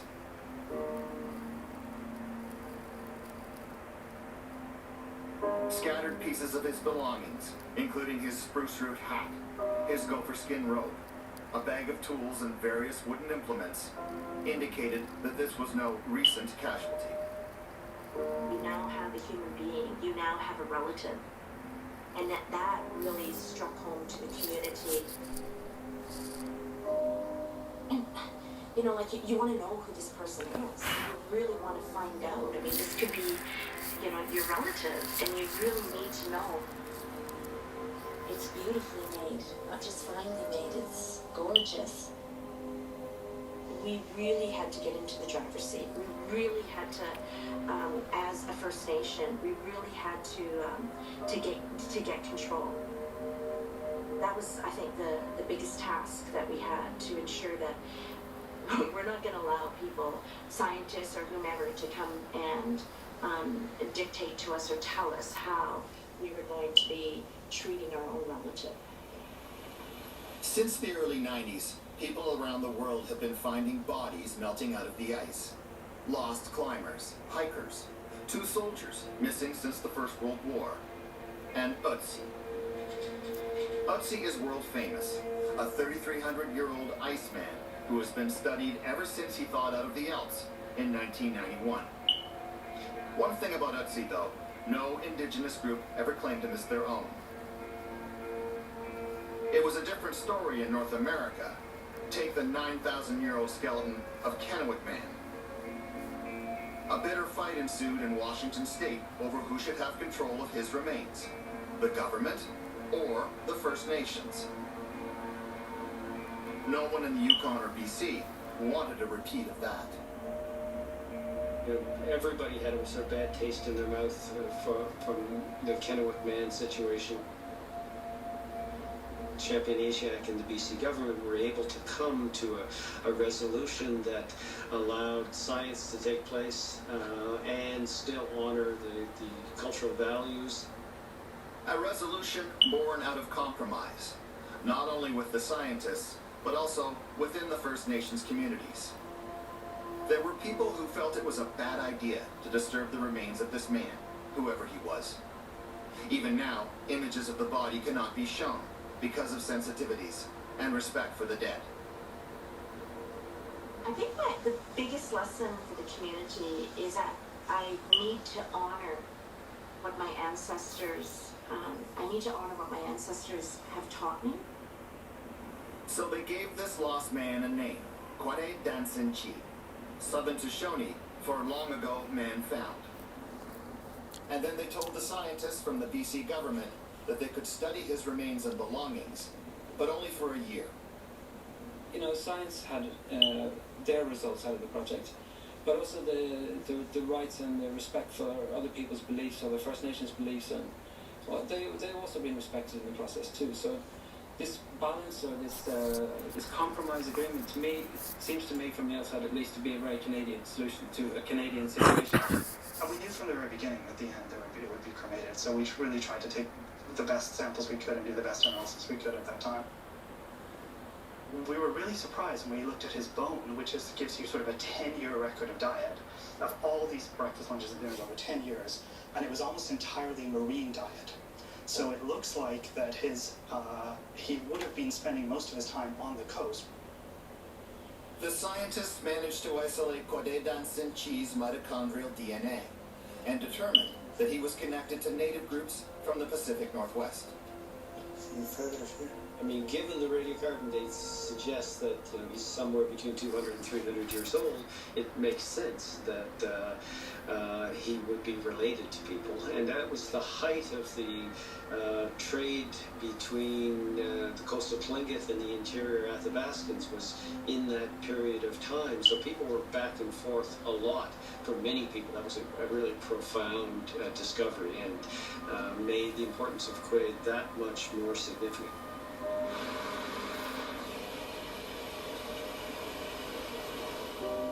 Even more significant was news that Kode Dansenchi was related to 17 people who were living today. Makes you feel really solid, you know. Yes, we do belong. Yes, this is, you know, our traditional territory, and it just, it's right in your bones. It's in your blood, and you feel really good about it, you know. When we got the phone call from Pearl, it affected me, and it stayed with me for a long time. I was curious about what he was doing up there, where he was going, what his history was, who his family was back then, and most of all, how he passed, how he died, and because he was found alone. That's where the scientific knowledge and the traditional knowledge, you know, they come together and they agree with each other, you know, so. So we buried his ashes back in the mountain where he was found, and we did it in a very, we held a potlatch, and we did it in a very respectful manner of having elder advice from the coast and the interior. My personal belief is that he would have wanted to share with the world what he had to offer. No one really knows why Kode Dansenchi was crossing the ice towards the interior. But the message he delivered a few centuries after his death is profound for the people who live here now. That this vast and open wilderness has been a human place for a very long time.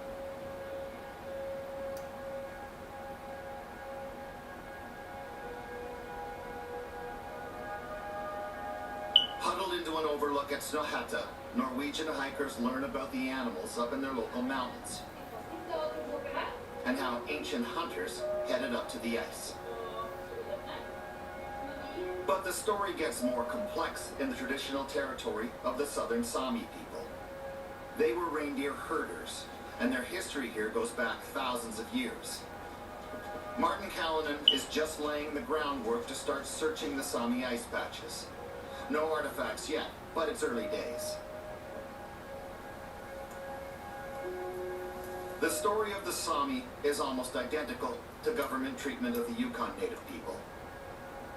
So they had a really strong policy making the Sami children go to boarding schools, had to talk, speak Norwegian, and they only learned Norwegian in schools, and they had teachers coming from the south being teachers in this area, and it was forbidden actually to teach in the Sami language.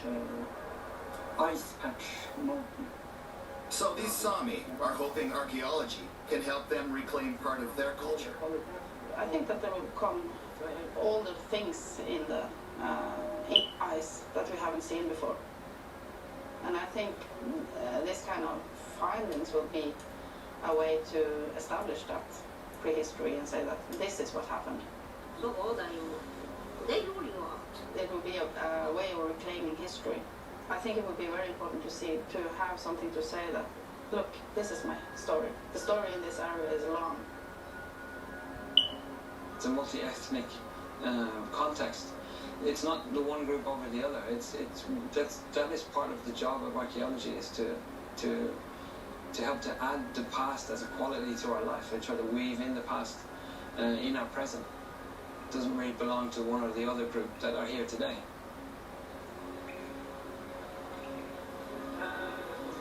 Now the point of that for me is that if you come there from a Norwegian ethnicity, you see that, aha, this is my past.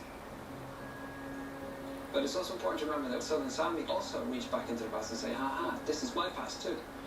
And they have the same feeling of belonging and the deep time to this landscape as the Norwegian visitors have as well.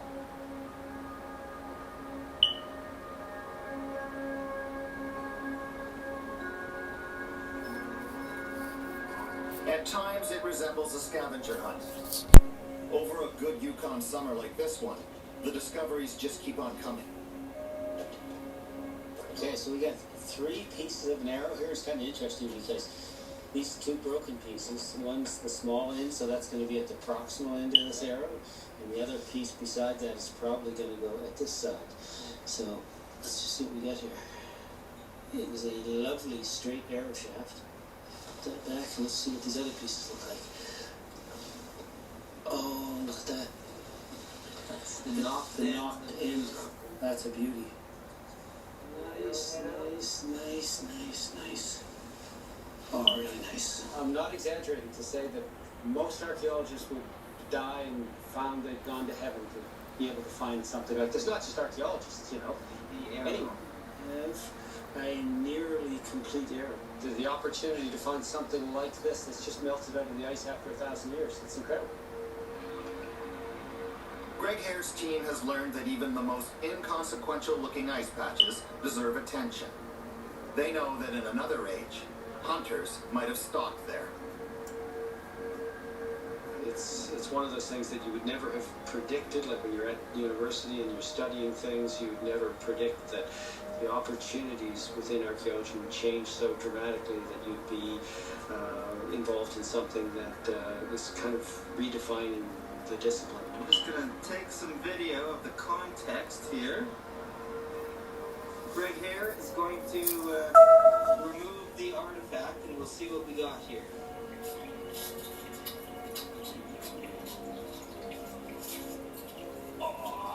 Cool. It's got an end blade on the end, and there's sinews binding the end blade to it.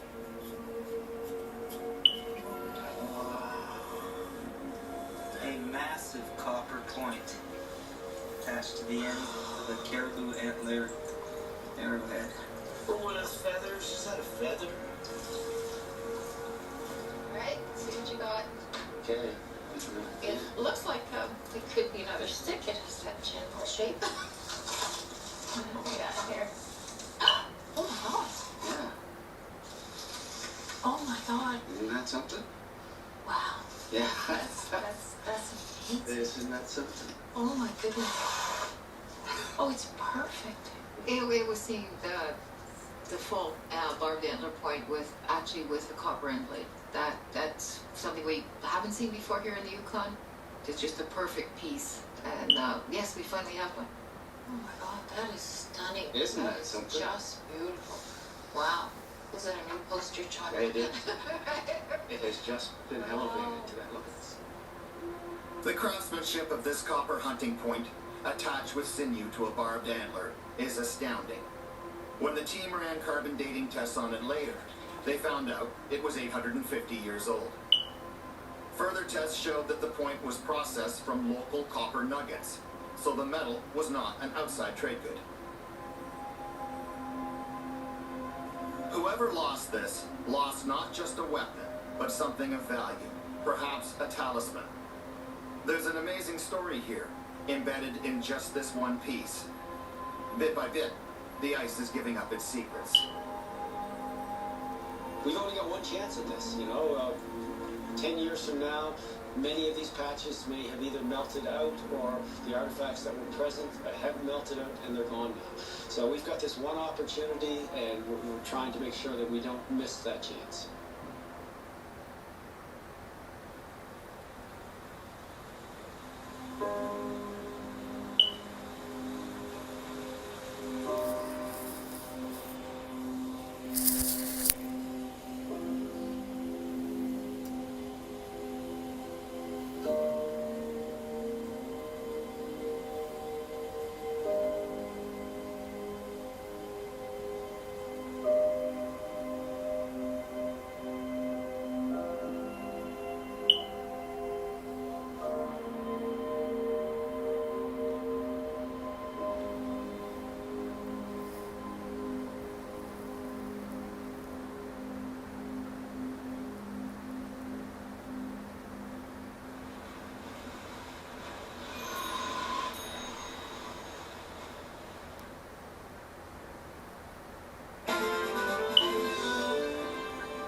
Arizona Illustrated, how our youth inspires hope for the future.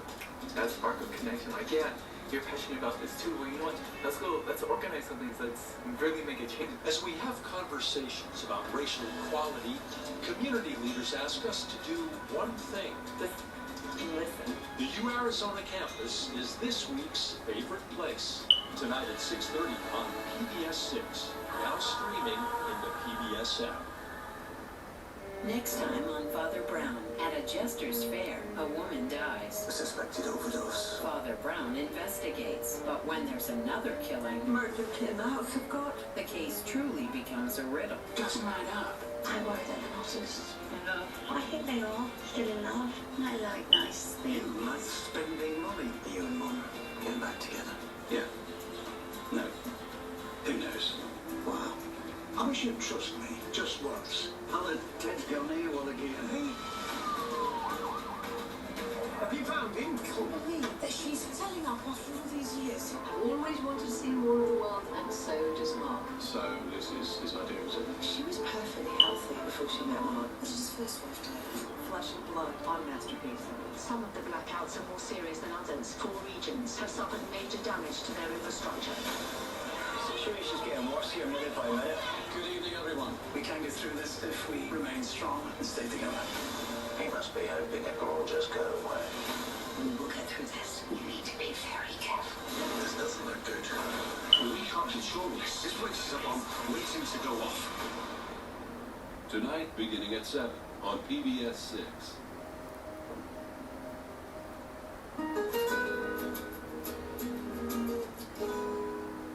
Ansel Adams was best known for his striking black and white images of natural landscapes in the American West.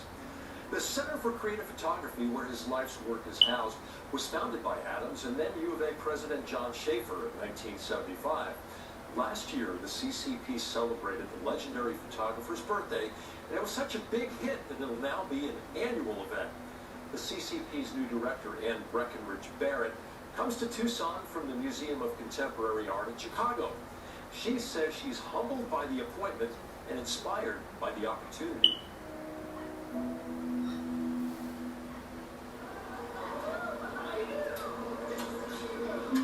I was a photography major at NYU. I heard that there's this place where photography is studied. It's kind of hallowed ground. I've worked in museums around the country. I wanted to come here because I was fascinated by the fact that there is something here that you can't get anywhere else in the world. To be truly honest. The center purchased a small portion of Adams' work. Much of it was donated in hopes that other artists would follow his lead. They did. Adams kept with him many of his negatives and much of his correspondence, memorabilia, and work prints in order to complete his work. Now all of that material will be gradually transferred to the center, and in his will he left even more to the University of Arizona. This exhibition is one that we can offer that other institutions can't because of our holdings. And I think that's, A, that's what's exciting. B, this helps tell our story. You know, our founder was Ansel Adams. Dr. Schaefer and Ansel Adams had a vision for what this institution would be. Ansel wanted it not just to be about him. He wanted this place to be a place where the study of photography is enduring and inquiry into its cultural influence and impact is ongoing.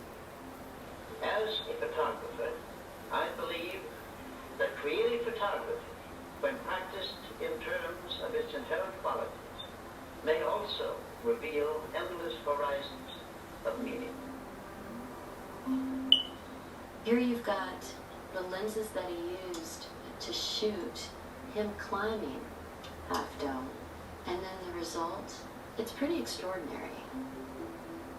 This is photographs of the loyal Japanese Americans at Manzanar Relocation Center by Ansel Adams. I mean, he was deeply invested in telling those stories. You dive deep into our archive and his history, and you know, he was an environmentalist. He was very attuned to social justice and using the camera to not only take beautiful pictures, but to bear witness. And I think that's an incredible part of his story. And we're able to show that. I was born in San Francisco, February the 20th, 1902. The whole weekend was a celebration of him, his legacy, his influence. And we were packed. We had 700 people roaming around in these exhibition spaces in our auditorium and upstairs. I think he's relevant because all through the canon of art history, you've got folks that change the narrative. And he was part of that movement. You know, he was someone who was dedicated to the medium, but he wasn't against it morphing and growing. Ansel Adams, 20 years before digital was even on the radar, anticipated it. He knew the medium was going to change. Probably we'll see in relatively short time the emergence of electronic image.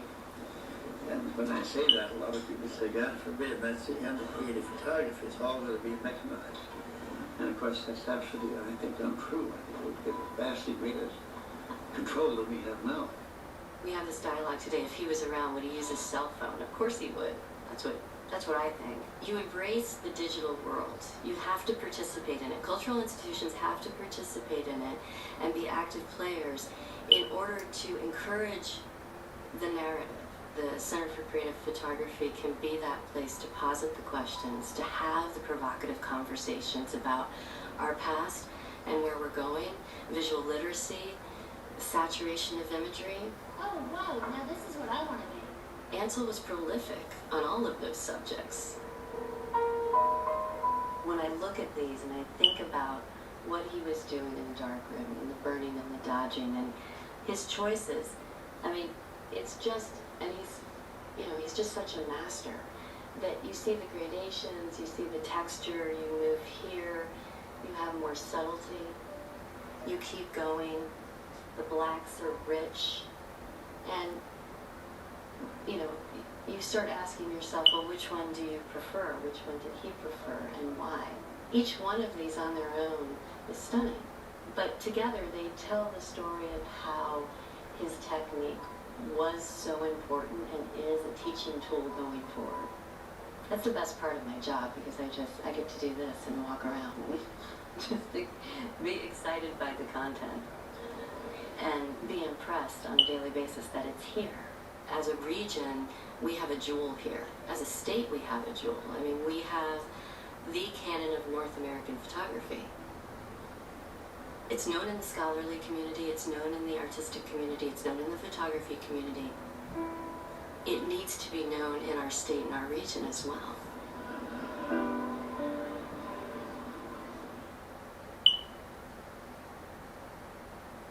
America's a teenager. And behaving like what? And that's what teenagers do. They go, I'm going to be a goth. Yeah. And then they go, no, I'm going to do this. Right. And now I'm going to do this, which is why we just got like Bush. Yeah. Obama. Once you go, oh, it's figuring it out. Oh. All teenagers figure it out. Yeah. They'll figure it out. Monday at 9 on PBS 6.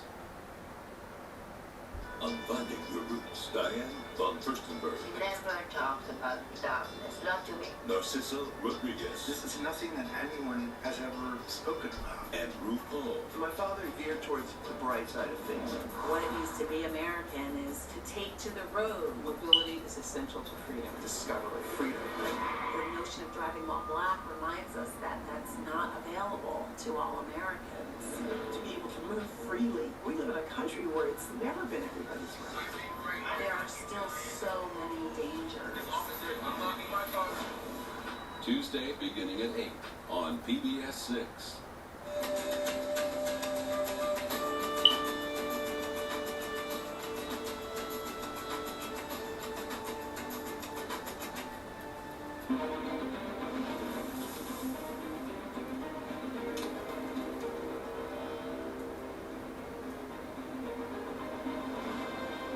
They are relics from a bygone age. Yet we depend on them for our survival today. They are built in some of the most beautiful locations in Ireland. And in some of the most treacherous. They are feats of astonishing engineering and technology, as well as places of beauty and mystery. They have witnessed history, and they are shelters from the storm.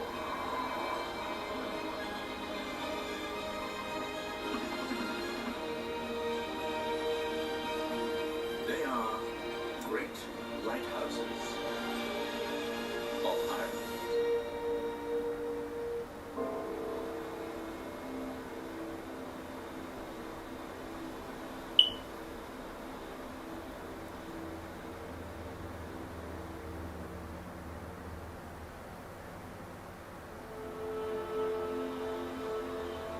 Because Ireland is surrounded by dangerous seas, and because we are reliant on sea transport for survival, over the centuries, more than 100 lighthouses have been built around our coast. Today, 66 of these lighthouses are maintained and operated by Irish Lights to help mariners navigate safely in our waters. All of the lighthouses have been automated, but until as recently as 1997, where the automation program was complete, these lighthouses were occupied by lighthouse keepers who had to ensure that the lights kept shining, even in the most life-threatening storms. Now the keepers are gone, and the towers are no longer lived in, but the lights continue to shine. This episode tells the story of how new technology has enabled these magnificent buildings to continue to provide an invaluable service to mariners, and how they have been given a new life for a new age.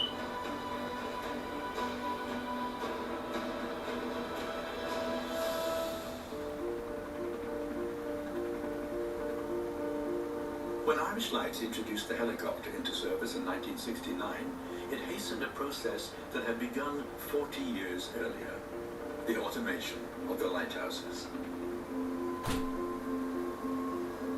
The helicopter changed dramatically the lives of lighthouse keepers who were stationed at the Rock and Island lighthouses. They no longer had to be hoisted on and off rocks from small boats, and were much less likely to be stuck at rock lighthouses for days or even weeks past their scheduled relief dates.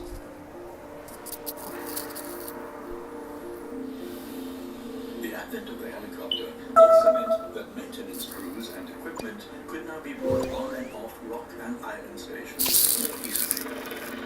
The helicopter heralded an era in which new technology would bring significant changes to the lighthouse service, and in particular to the future of the lighthouse keepers themselves. The helicopter changed the whole dynamics. You could get electricians and fitters and everybody out quicker now. That changed the whole job. Changed completely from there on. Before, because of where they were and the difficulty of getting onto them, you needed people on there all the time. But when the helicopter came in, you could see that was changing. And you also saw, of course, technology was changing. And you have to accept that in a way, because if we didn't do that, we still wouldn't have the wheel.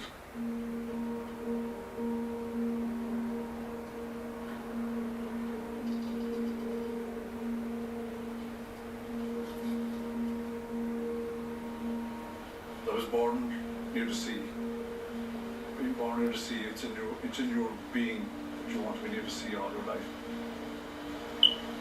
Being an islander, that's in you. That thing is in you, to be near the sea and to be part of it. I remember being on Tory Island, and a new young priest was posted on Tory, and I met him one day on the road, and we were talking, and I said, "How are you settling in, Father?" And he said, he says, "I can't sleep at all with the roar of the sea."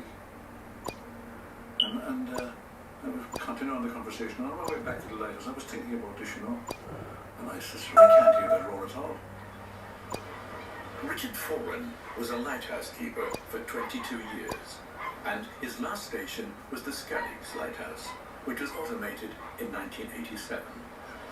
After the automation, Richard continued to work at the Skelligs Lighthouse as an attendant for a further 30 years before retiring from Irish Lights. I used to go out as young for 15 or 16 as a helper in the tourist boat. I used to go up to the lighthouse. When we would land outside the Skelligs, I would go to the lighthouse. And I always remember one of my first visits there, hearing the cry of the kittiwake. And that always stayed with me all my life, the cry of the kittiwake. There's something about the Skelligs that attract anyone that went there that would find a certain amount of peace there. And it had that atmosphere about it. You'd be extremely happy there. You were never anxious to be going ashore or anything. You just took it in your stride, and it was a place that gave a certain amount of contentment. My first time arriving here as a lighthouse keeper, I was landed here. Where we were landed earlier on, that was more or less summer landing. During the winter time, the only place you could land was here. There was a winch in this position here. The derricks swung out over the sea. The cork came in. You were sat in the bosun's chair. The boat kept moving this way and that way, and it was a hairy experience for a young fellow to be landed there.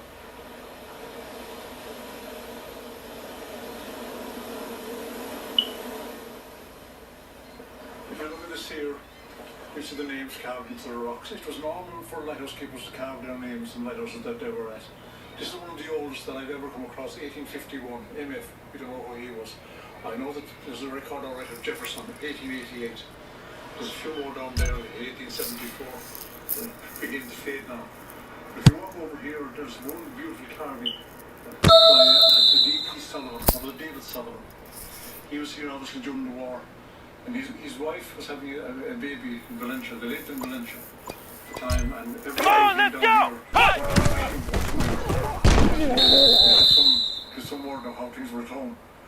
And every evening they would come and say, no news. So this evening they came out, and one guy shouted up at him and said, it's a boy. But when he went home, he discovered it was a girl. You know, there's other names there as well, Boyle. That's 1913. But they're all over the rock, and not just in this part of the rock, there are other parts as well. Skellig's Rock originally had two lighthouses, both established in 1826. But when the Inish Terrace lighthouse was built in 1870, the upper light on the Skelligs was abandoned. The lower lighthouse was automated in 1987. Is that what was left on the table? There was some left in there, and I burned it. Yep. You see a lighter, because I don't know where it happened to mine. It was he that landed all the blocks for the fastest lighthouse. Fastest was almost, that's the fastest roughly. That damn shit put me back to sleep. Oh, it was, wasn't it? Yeah. I'm gonna have one too. Say for a month. The most intimate feelings that you wouldn't even express. And you got cheese and lime, that made it even better. That's me, myself, and all.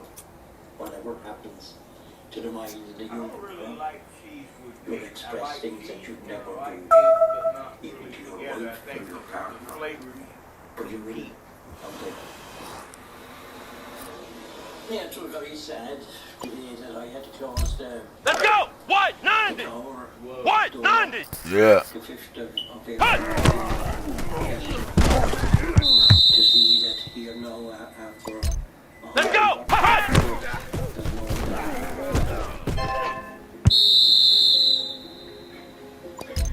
Let's go!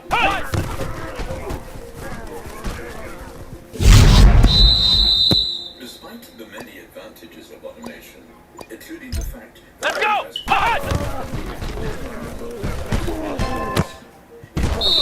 very emotional time for the keepers and signaled let's go!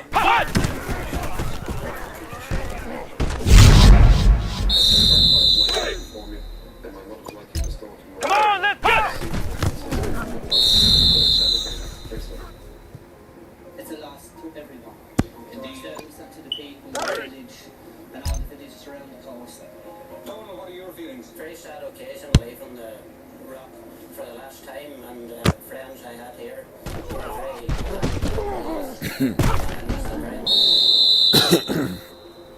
I wish you the best of luck. Cheers. Bye. Let's go! Oh, you know. People associate automation with recent times, but in fact we automated our first lighthouses in the 1920s.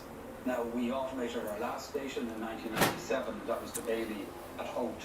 But through the mid-80s, through to the mid-90s, we automated a lot of the offshore stations. And I think that's what people really associate with automation and demanning and taking the keepers off the station. We're just calling it the site off. Come on, let's go! Red 38! Red 38! Wow, I unmanned it.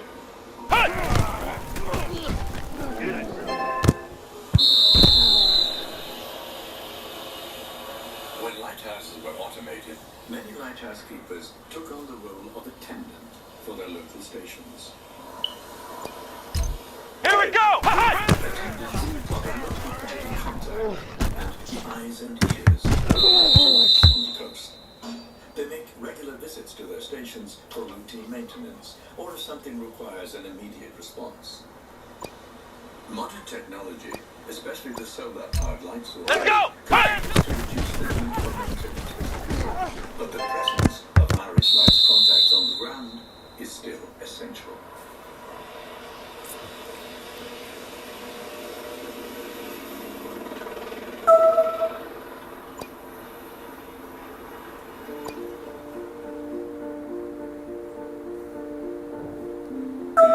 So much about the monastery on the Skelligs, and rightly so, but there's another story here, and just as fascinating, I'd say, as the monastery.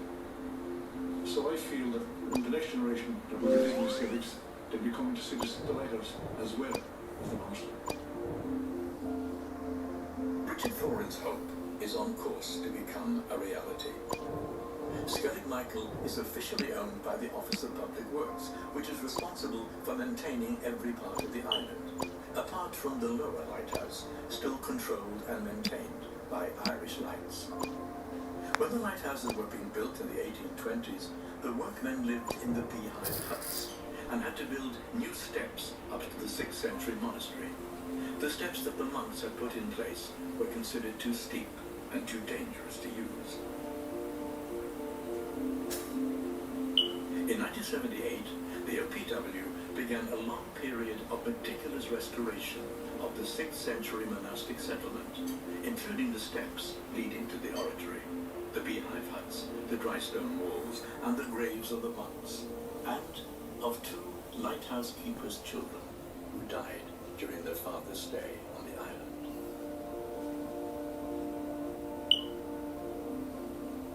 In 1996, Skellig Michael became a UNESCO World Heritage Site, just one of 3 World Heritage Sites in Ireland.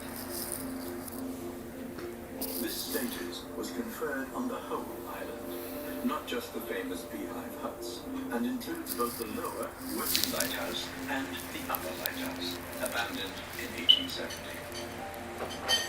Work has just begun on repairing and restoring the road and the retaining wall which connects the 2 lighthouses. Once this work is complete, the ruins of the upper lighthouse will be repaired to make the building safe and accessible to visitors. The plan for the Skelligs is just one example of how many of Ireland's lighthouses are being given a new life and a new function.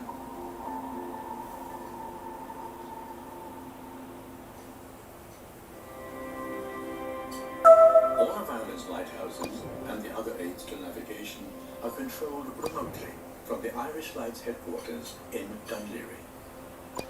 The automation involved installing modern equipment which could turn the light on and off automatically. We didn't need to have the lighthouse keeper there to switch on and off the light. It turned on and off through a photocell. There are signals coming back from all the lighthouse telling us whether the light is actually working correctly or not. Not only the light, but all the other ancillary systems at a lighthouse as well. This is our RCMS screen, and all these stations are on lighthouses around the coast. We have about 60 of them that are monitored. We can turn lights on and off. We can reset generators, diagnose faults, and basically get an overview of what's happening at that particular lighthouse at any time. Okay, what we're looking at here is the tabulation mimic for the Tusker. So it lets us know whether there are any generators failed. Here we have one failed, and number 1 is running. At the moment, at this time of the day, the light is on, obviously. It also gives us information about the fire system and the intruder system. It basically gives us an overview of what's happening at the station at any point in time. We can send commands from here and change generators. If one has failed, we can move it on to another one. We wouldn't then have to send somebody immediately to a station. We can control those generators and reset things. So automation happened when technology made it possible for lighthouses really not to need human intervention anymore.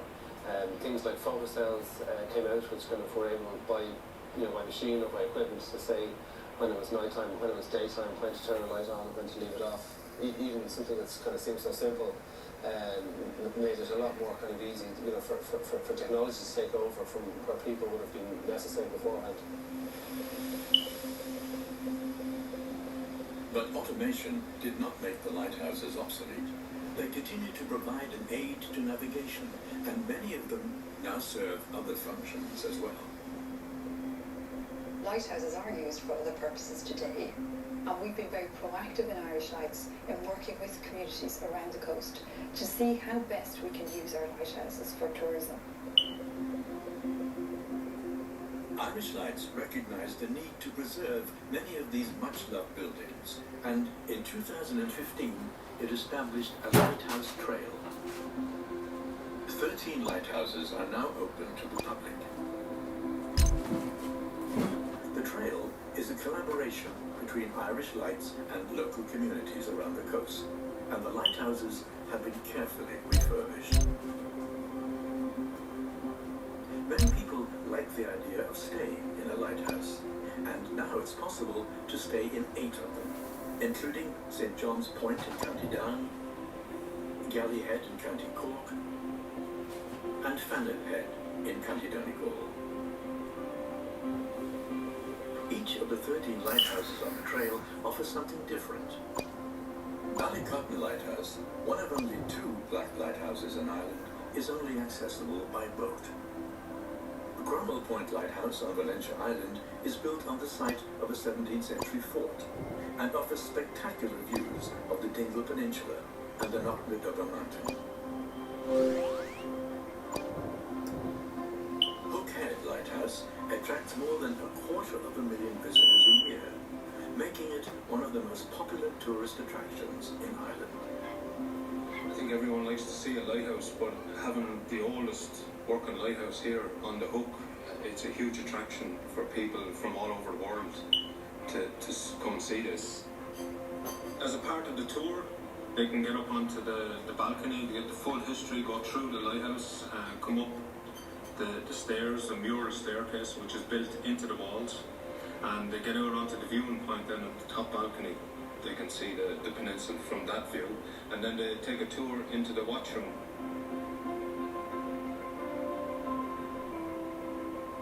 I think it's great that we're continuing on the manning of the lighthouse really, but in a different kind of way, with tourists, and they love it, and it's great that there's people here all the time, and I think there will be for the future as well. Rathlin West Lighthouse on Rathlin Island, off the north coast of County Antrim, is one of Ireland's most unusual lighthouses. Come on, let's go! Seafoam often but this problem was solved by building the lighthouse a third of the way down the cliff face. In order to do this, a massive concrete bunker and a steeply inclined funicular railway had to be built first, before the platform on which the lighthouse would stand, and of course the lighthouse itself, could be built. The lighthouse, popularly known as the Upside Down Lighthouse, is instantly recognizable because it's the only lighthouse in Ireland where the light is at the base. What's up, man?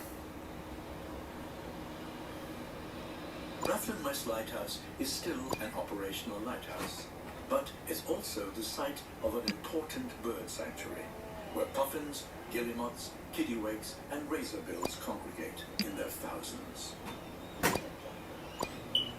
The lighthouse happens to be right in the middle of one of the most spectacular seabird colonies we have in this part of the world, and the lighthouse is the perfect spot from which to watch everything that's going on in the colony during the summer. So it's a 2-part experience. the last count, we have about 130,000 common guillemots nesting here during the summer. Any colony of this size is spectacular.